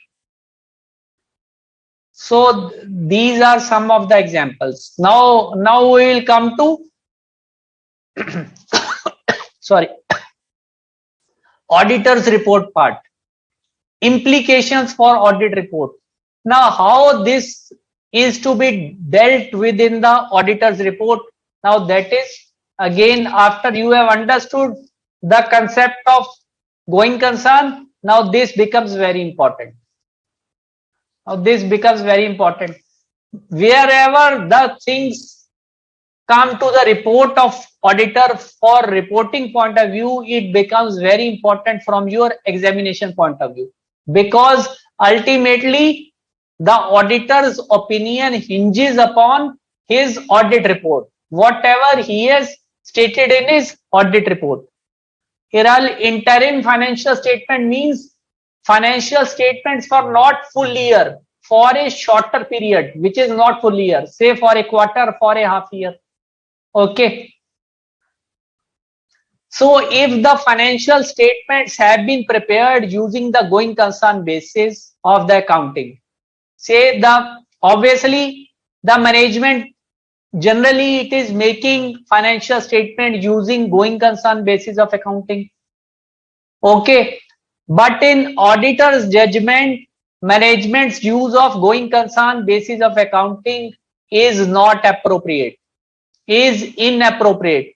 However, the auditor thinks that there exists, that the concern is not going to continue its operation in foreseeable future due to some of the factors, from one of those factors or a combination of some of those factors which we have discussed. So the auditor shall express an adverse opinion. The auditor shall not give a true and fair opinion. He shall express an adverse opinion. Okay. So is that clear? Say the management has prepared the accounts, prepared the financial statement on going concern basis, but the auditor thinks that going concern basis assumption is not correct due to the evidence which he has collected. So he shall give an adverse opinion. Another thing, say it might be possible that management itself has not prepared the account on going concern basis. Say the management is already aware that we are going to cut down our operations, so they have prepared the accounts on this basis, saying that we are going to shut down our company, we are going to cease our operations, we are going to liquidate the company. Say if that is the case and the management and it has already been disclosed by the management and the accounts have been prepared by the management on this basis, then auditor shall see whether this basis of accounting is applicable. He should see that in fact the company is going to shut down its operation, that management has intention to materially curtail its operations. So only then in that case the accounts have not been prepared with going concern basis, and these have been prepared on some other basis. So in this case, if this is correct, then the auditor shall give an unmodified opinion. However, if he thinks that the auditor may be able to express an unmodified opinion on those financial statements provided there is adequate disclosure therein about the basis of accounting on which financial statements are prepared. That means that the auditor shall give an unmodified opinion without any qualification only when there is an adequate disclosure in the financial statements that these are not prepared on going concern basis, that management clearly reflects in notes on accounts that these statements have not been prepared on going concern basis, that we are going to shut down this company, we are going to reduce this operation. So, and if this assumption is correct, then the auditor shall definitely give an unmodified opinion, but he may also consider it appropriate to include an emphasis of matter paragraph. Now about this you would also be reading in your chapter on audit report in second module. In second module, guys. So for the timing, you can understand that emphasis of matter paragraph is a separate paragraph in audit report which lays importance to something and which draws the attentions of users to this thing. Now, emphasis of matter paragraph relates to those things which are already there in financial statements, but the auditor still wants to draw the attentions of user to this to these facts. So this is different from key audit matters. Key audit matters is something else. Emphasis of matter is something else. Key audit matters can be anything which the auditor considers to be important, to be significant, and with which he has communicated with the management relating to the issues arising out of the current period. However, emphasis of matter paragraph relates to some assertions which are already disclosed, which are there in the financial statements, but the auditor wants users attention. He wants that this thing should be highlighted, that users should know more about it. Okay, so although in such a case he may express an unmodified opinion, but he can also make a reference of it in emphasis of matter paragraph. Again, guys, do not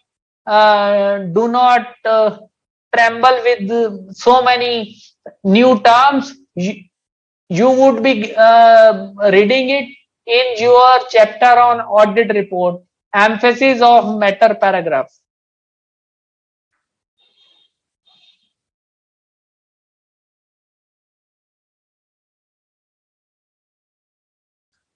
And another thing, say if the use of the going concern basis is appropriate, but material uncertainty exists. Say if the auditor finds that, okay, the management has prepared the accounts on going concern basis, its assumption is this is correct, but there is some material uncertainty. Okay, so the auditor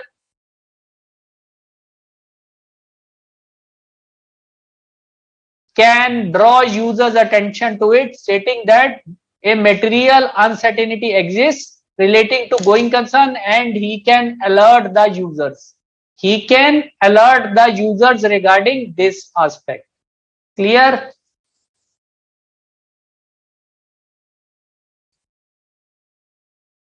So if the material uncertainty is already disclosed in financial statements, then the auditor shall express an unmodified opinion. So the management has already disclosed that material uncertainty exists, then auditor shall express an unmodified opinion. But the auditor's report shall include a separate section under the heading material uncertainty related to going concern, so that users can be alert. That although there is a the concern is following going concern method, but a material uncertainty exists, so the users come to know of it. Okay, because uncertainty by its nature is uncertain, so whether it would materialize or not, this is in this nobody knows. This is known to future only. Okay.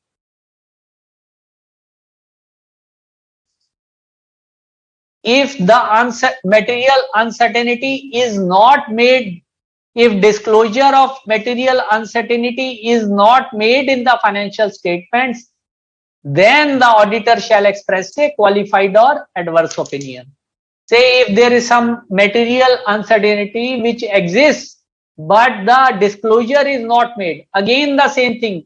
Who has to make the disclosure? The management has to make the disclosure, because preparation of financial statements is responsibility of management. So if the disclosure is not made by the management, then the auditor shall express a qualified or adverse opinion.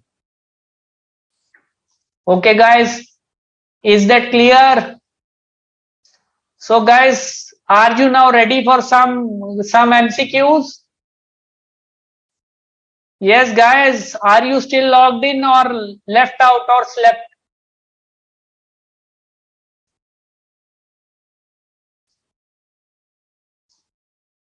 Ready for MCQs, students?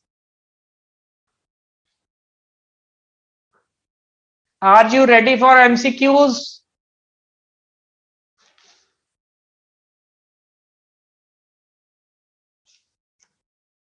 Now this is question number 1.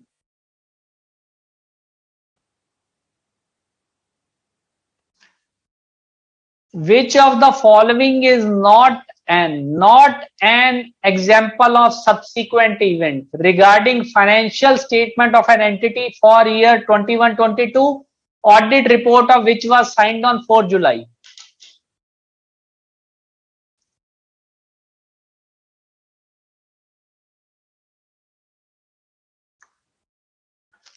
Yes, Ayush, I know students can sleep.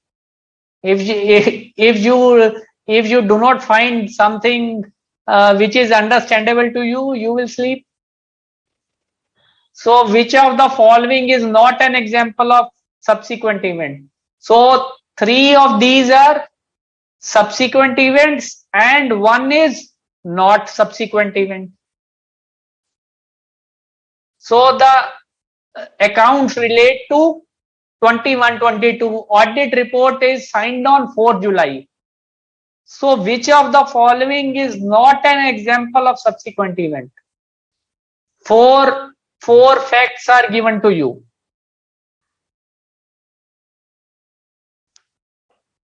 4 facts are given to you. Yes, with lightning speed, fast Purnima J.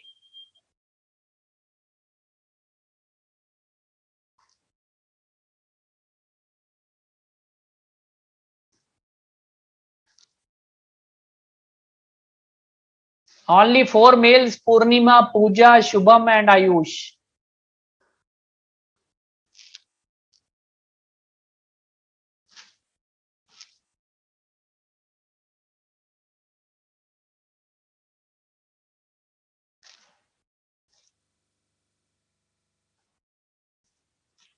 Yes, Only 6-7 males. What about others?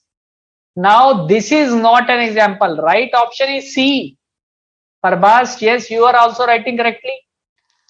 Because fact of an adverse court decision involving liability of 1 crore became known to the auditor on 3rd March 2022. So the accounts relate to 21-22. So this event was known to auditor on 3rd March, court decision. So this is not an example of subsequent event, whereas all these are example of subsequent event. Now this is also between 31st March and the date of signing of audit report, that is 4 July. So that it is an example of subsequent event. Yes, Parbas, we are receiving your queries. Yes, Sushil, your answer is correct. Fact of major fire in plant of company on 13th May. It is also between 31st March and 4 July. So it is also an example of subsequent event. And D, adverse decision by Supreme Court on 7th July. So although this is on 7th July, but such type of event is also a subsequent event.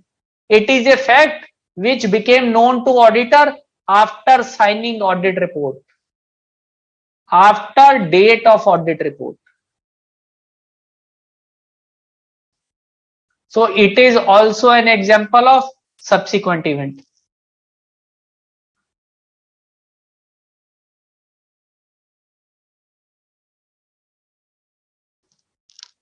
No, Ayush, in this type of platforms, it is not possible to evaluate your written answers, to evaluate your descriptive answers, because technology does not allow us to, or our systems are not developed in this way to evaluate your written descriptive answers. Now number 2, question number 2. Yes, guys. Question number 2. First, read the question carefully and then answer.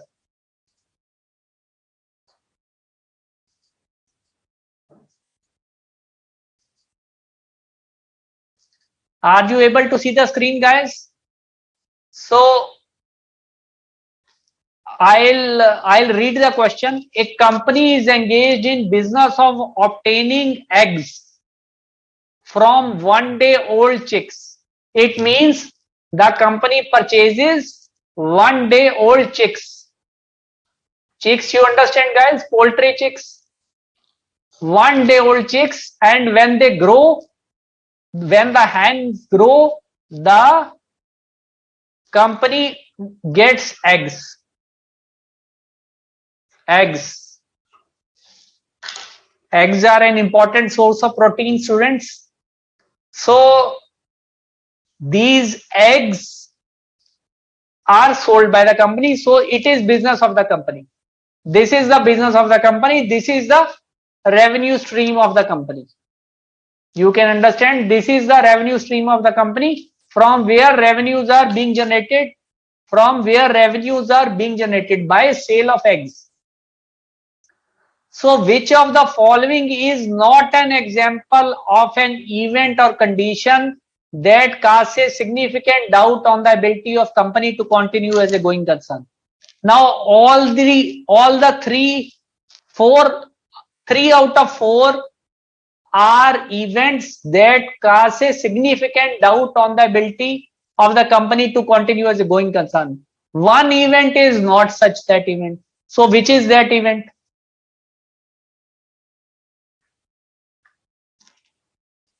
Yes, 3-4 males only. Shubham Mishra, Prabhas Jain, Purnima J. Now students, you have understood these options. I would explain it to you. Mortality of 90% of livestock of the company. It means that all the hens, 90% of these hens have died. Mortality means these have died. Second is decision by the government to ban commercial rearing of birds amidst protests by activists for preventing cruelty to animals. Say there have been protests by certain activists which are preventing, which are against cruelty to animals. So in a commercial farmhouse, the birds are kept in cages. So the government has decided to ban commercial rearing. So one example is this: shifting of farm labor to respective villages due to Manrega scheme of government, causing acute scarcity throughout the year. Say the government has launched a scheme by which the labor villagers are getting work in their respective villages, so they need not go out of their villages. So this is one case. And fourth is increase in cost of feed of chicks by 20%. Say cost of feed of chicks, the feed on which the chicks are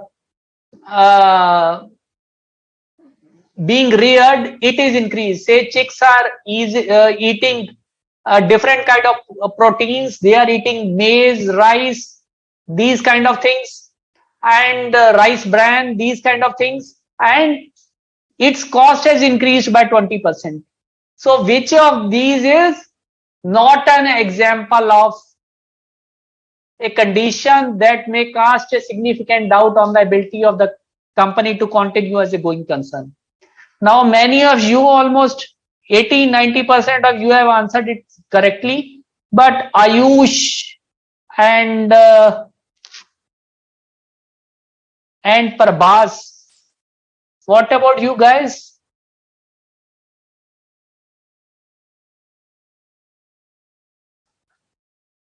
Yes, Prabhas. Yes, Ayush.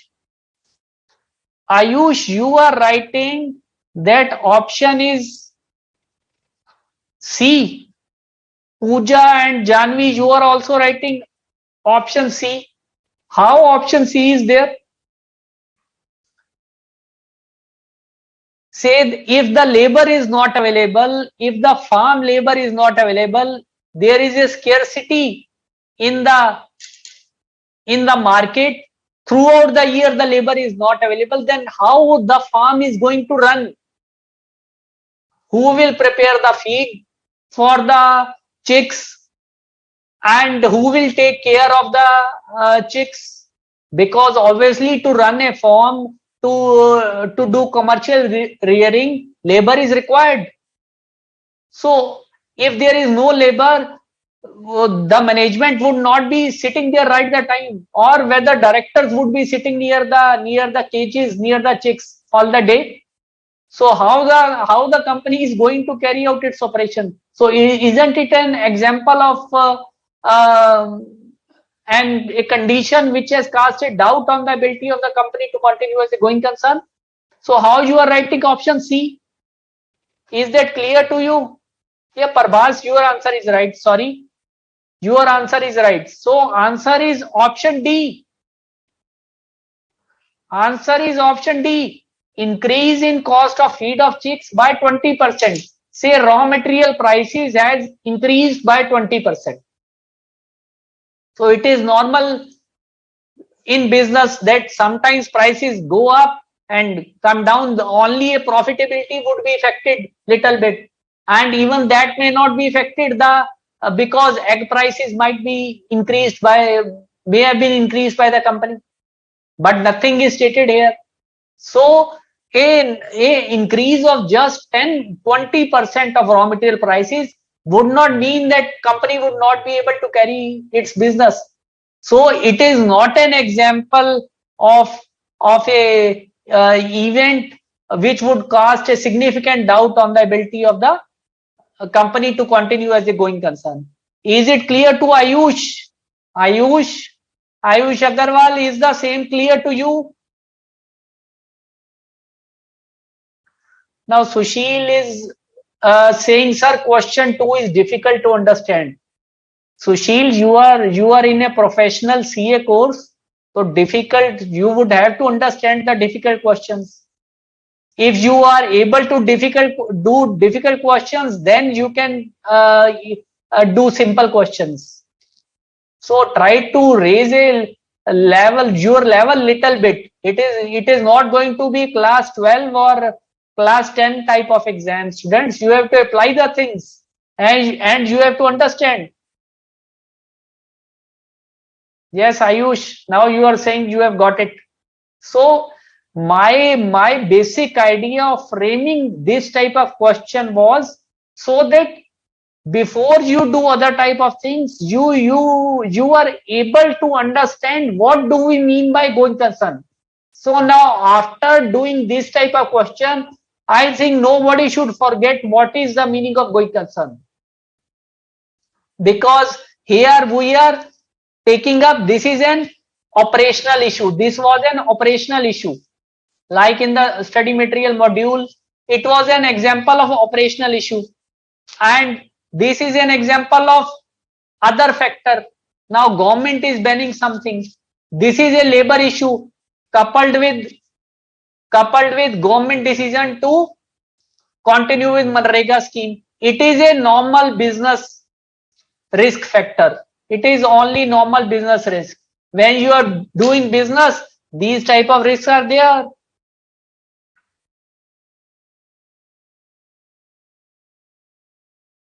Okay, guys. So should we move to question 3?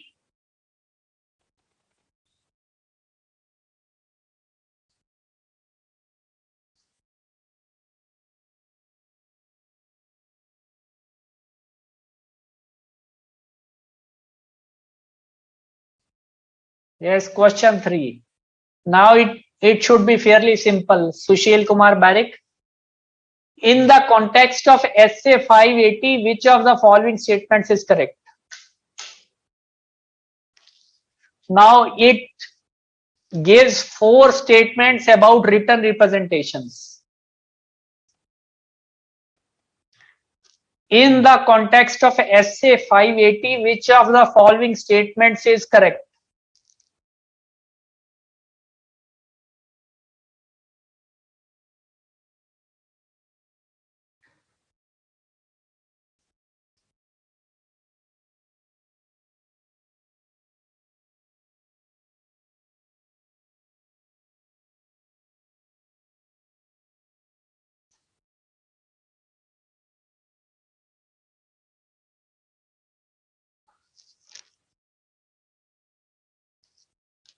As whenever you are sending answers, do write question number, because sometimes things get mixed up.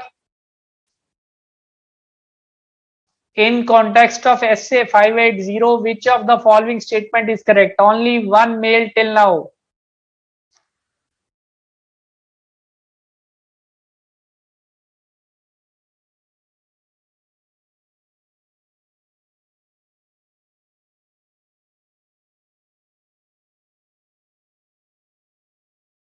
Yes, the question says written representation may use qualifying language in some cases.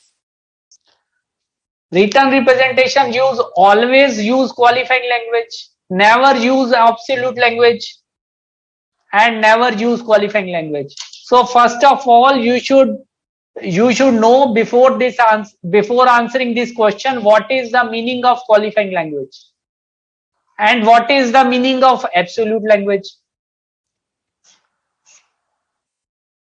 Qualifying means that your statement is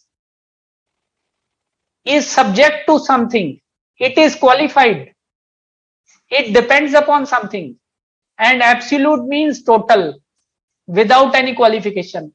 So we had written in context of SA580 that written representations may use qualifying language, that management may give written representation in such a way that this information is to best of our knowledge and information, that this is a qualifying language. Management is not saying that this matter is such. It may use such language or it may use absolute language also. So it may use absolute language or it may use qualifying language. It is not that written in management cannot use qualifying language in written representation, that only auditor is able to use qualifying language. Auditor, you know very well that he is using qualifying language at many places. Okay, so even the management can use qualifying language. So the written representation may use qualifying language in some cases. So Mehman Rafiq Bhai, you are answering B. How it is B? And again,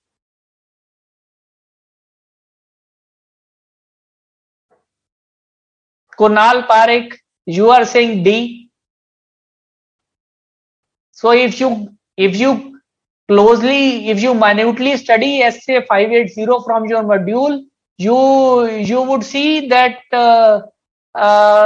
this is written in your module, that written representations may use qualifying language in some cases. Yes, now Hiral, you are saying that page number 3.41 states so. You have found out where I have taken this statement. So guys, these type of distinguishing points you have to remember.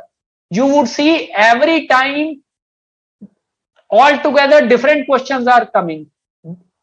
Most of your paper would be like a breeze of fresh air. It would not be repeated. Except for, you can say 2, 4, 5 marks question. Almost all your exams, all your questions would be fresh. So that is why I am telling you to stress on minute, deep study, detailed study, understanding the things, remembering the things. Okay, and also writing if you do not, if you are hesitant, if you are not well in writing. Now Hiral is asking, sir, we can select option C also. How? Option C and option B. These both mean same thing. So option B states written representations always use qualifying language. And C says written representations never use absolute language.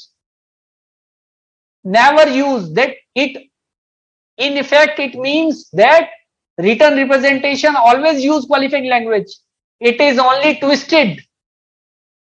It is only twisted. The meaning of it is that written representations always use qualifying language. It is not the case. Only the statement has been twisted to present in a different way. Okay. Question number 4. Now a purchase invoice booked in books of X Limited is in name of XC Private Limited. Which of the management assertions is disproved? Now question is very simple, but do not rush. It states that there is a purchase bill and the company has booked it. The company name is X Limited. However, when the auditor sees the bill is in names of XC Private Limited. But this bill is entered in the books of X Limited. So which of the management assertions is disproved? Now, which assertion of management is falsified? Which assertion is disproved?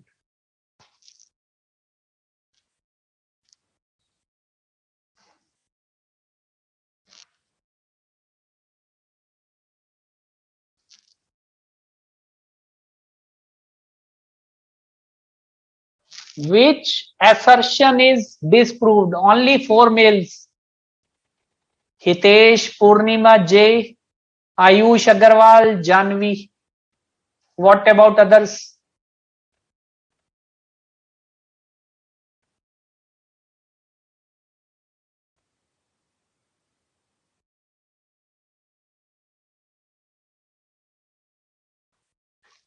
Yes, guys. First, Sushil Kumar Barak.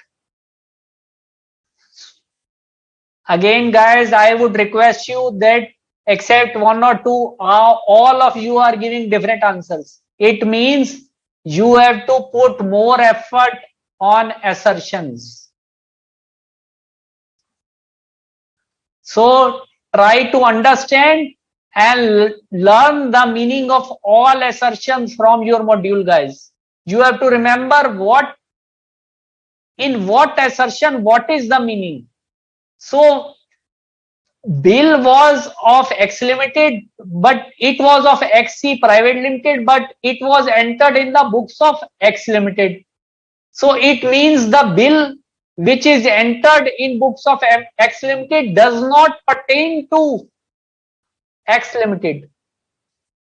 ये इसका तो bill ही नहीं था, आपने इसकी books में enter कर दिया.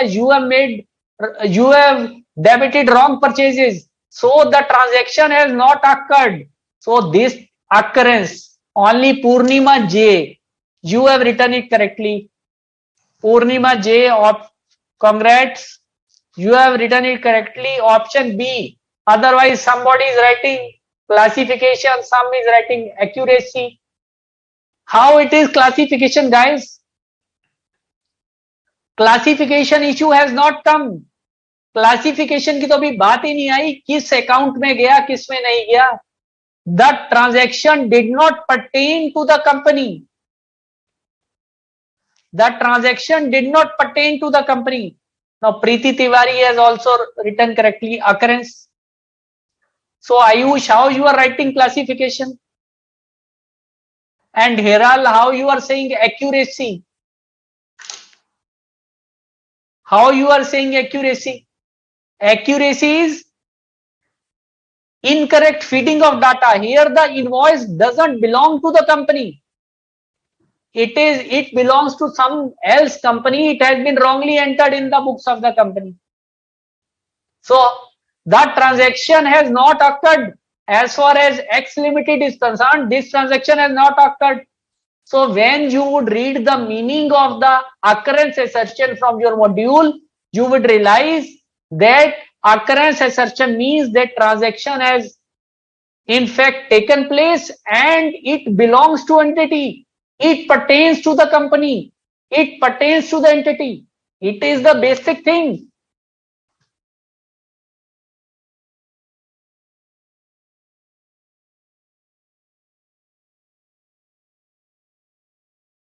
Now we come to question 5.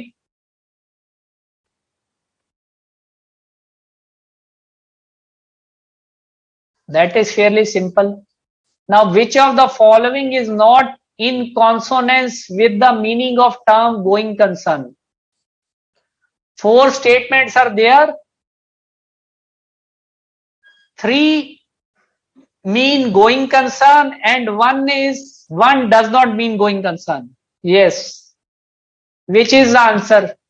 Is not in consonance. किसका मतलब? Consonance means in agreement. Consonance means in agreement. Which of the following is not in consonance with the meaning of term going concern? Question number 5.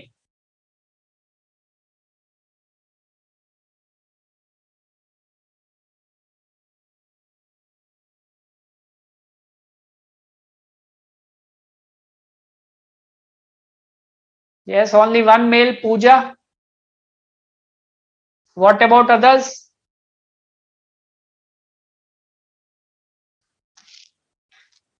Yes, students. Fairly simple, guys. It's a fairly simple question. We have just discussed the concept of going concern at quite a detail.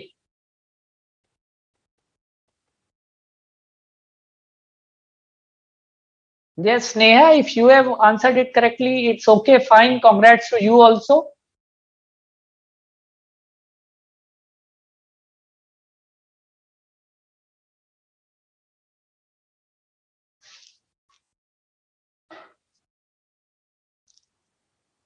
Only 2 males, Prabhas Jain and Purnima J.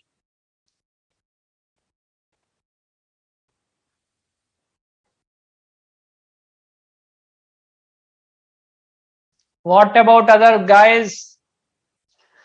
Now students, what was the meaning of going concern? Going concern meant that management has no intention of drastically reducing its operations, that it will continue its operation in foreseeable future. Now if you can remember these two lines, these things, then whole concept of going concern is clear to you, it is solved to you. So now what is the A option? It states that management has no intention of curtailing materially scale of its operation. So definitely it is meaning of going concern. Now what was option C? Option C was management shall continue its operation in foreseeable future. Again, this is definition of going concern. And what is option D? Option D was that the management has no intention to liquidate and file for bankruptcy. Again, same meaning as option A. So the correct option was B. The management shall continue its operation at same level as in the reporting period. Where do in going concern we state that if I am operating at 90% capacity, then in next year also I will operate at 90% capacity. If I operate at 80% capacity, then would my going concern assumption be negated? क्या 90 से 80% आने पे business मेरा बंद हो जाएगा? No, this was B was odd man out. B was odd man out. Then how you are writing B? Some of you are writing B. How? So sorry, B was the correct option. B was the correct option. So how you are writing Hiral? You are writing A. Shubham Mishra, you are also writing A. Sushil Kumar Barak, and you are writing A again. Hitesh, now you are saying it is, Hitesh is writing correctly B. So the B was odd man out. Other all the three statements, these related to meaning of, very meaning of going concern. What was the essence of going concern? Only words were twisted. It meant the same thing.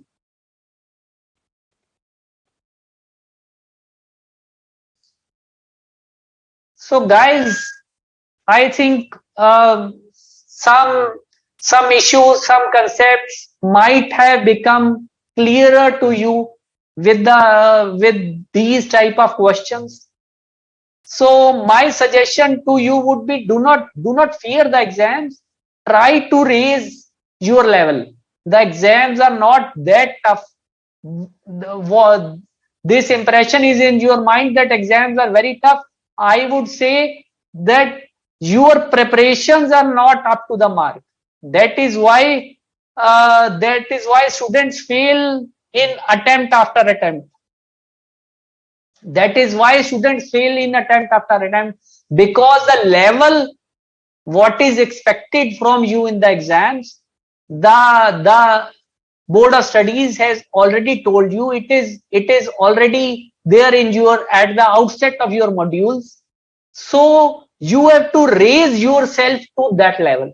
If you raise yourself to that level, you do your preparation to that your level, the success would be yours, and you will come out in the exams with flying colors.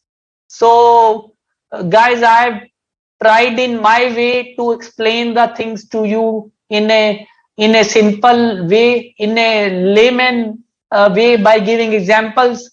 So but your work, guys, doesn't stop here. It doesn't stop here, rather it starts from here. So you have gained first hand understanding of these issues. Now you have to read it from modules, understand, remember, and absorb. And if it is needed, then also try to write. For students who are weak in writing, okay guys, so it is over for today. Okay, good night to everybody of you. See you on Tuesday. See you on coming Tuesday, guys. Thank you, all of you.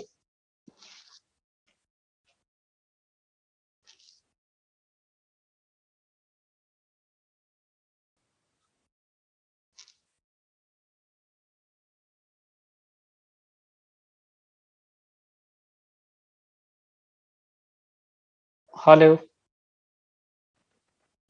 Yes, yes.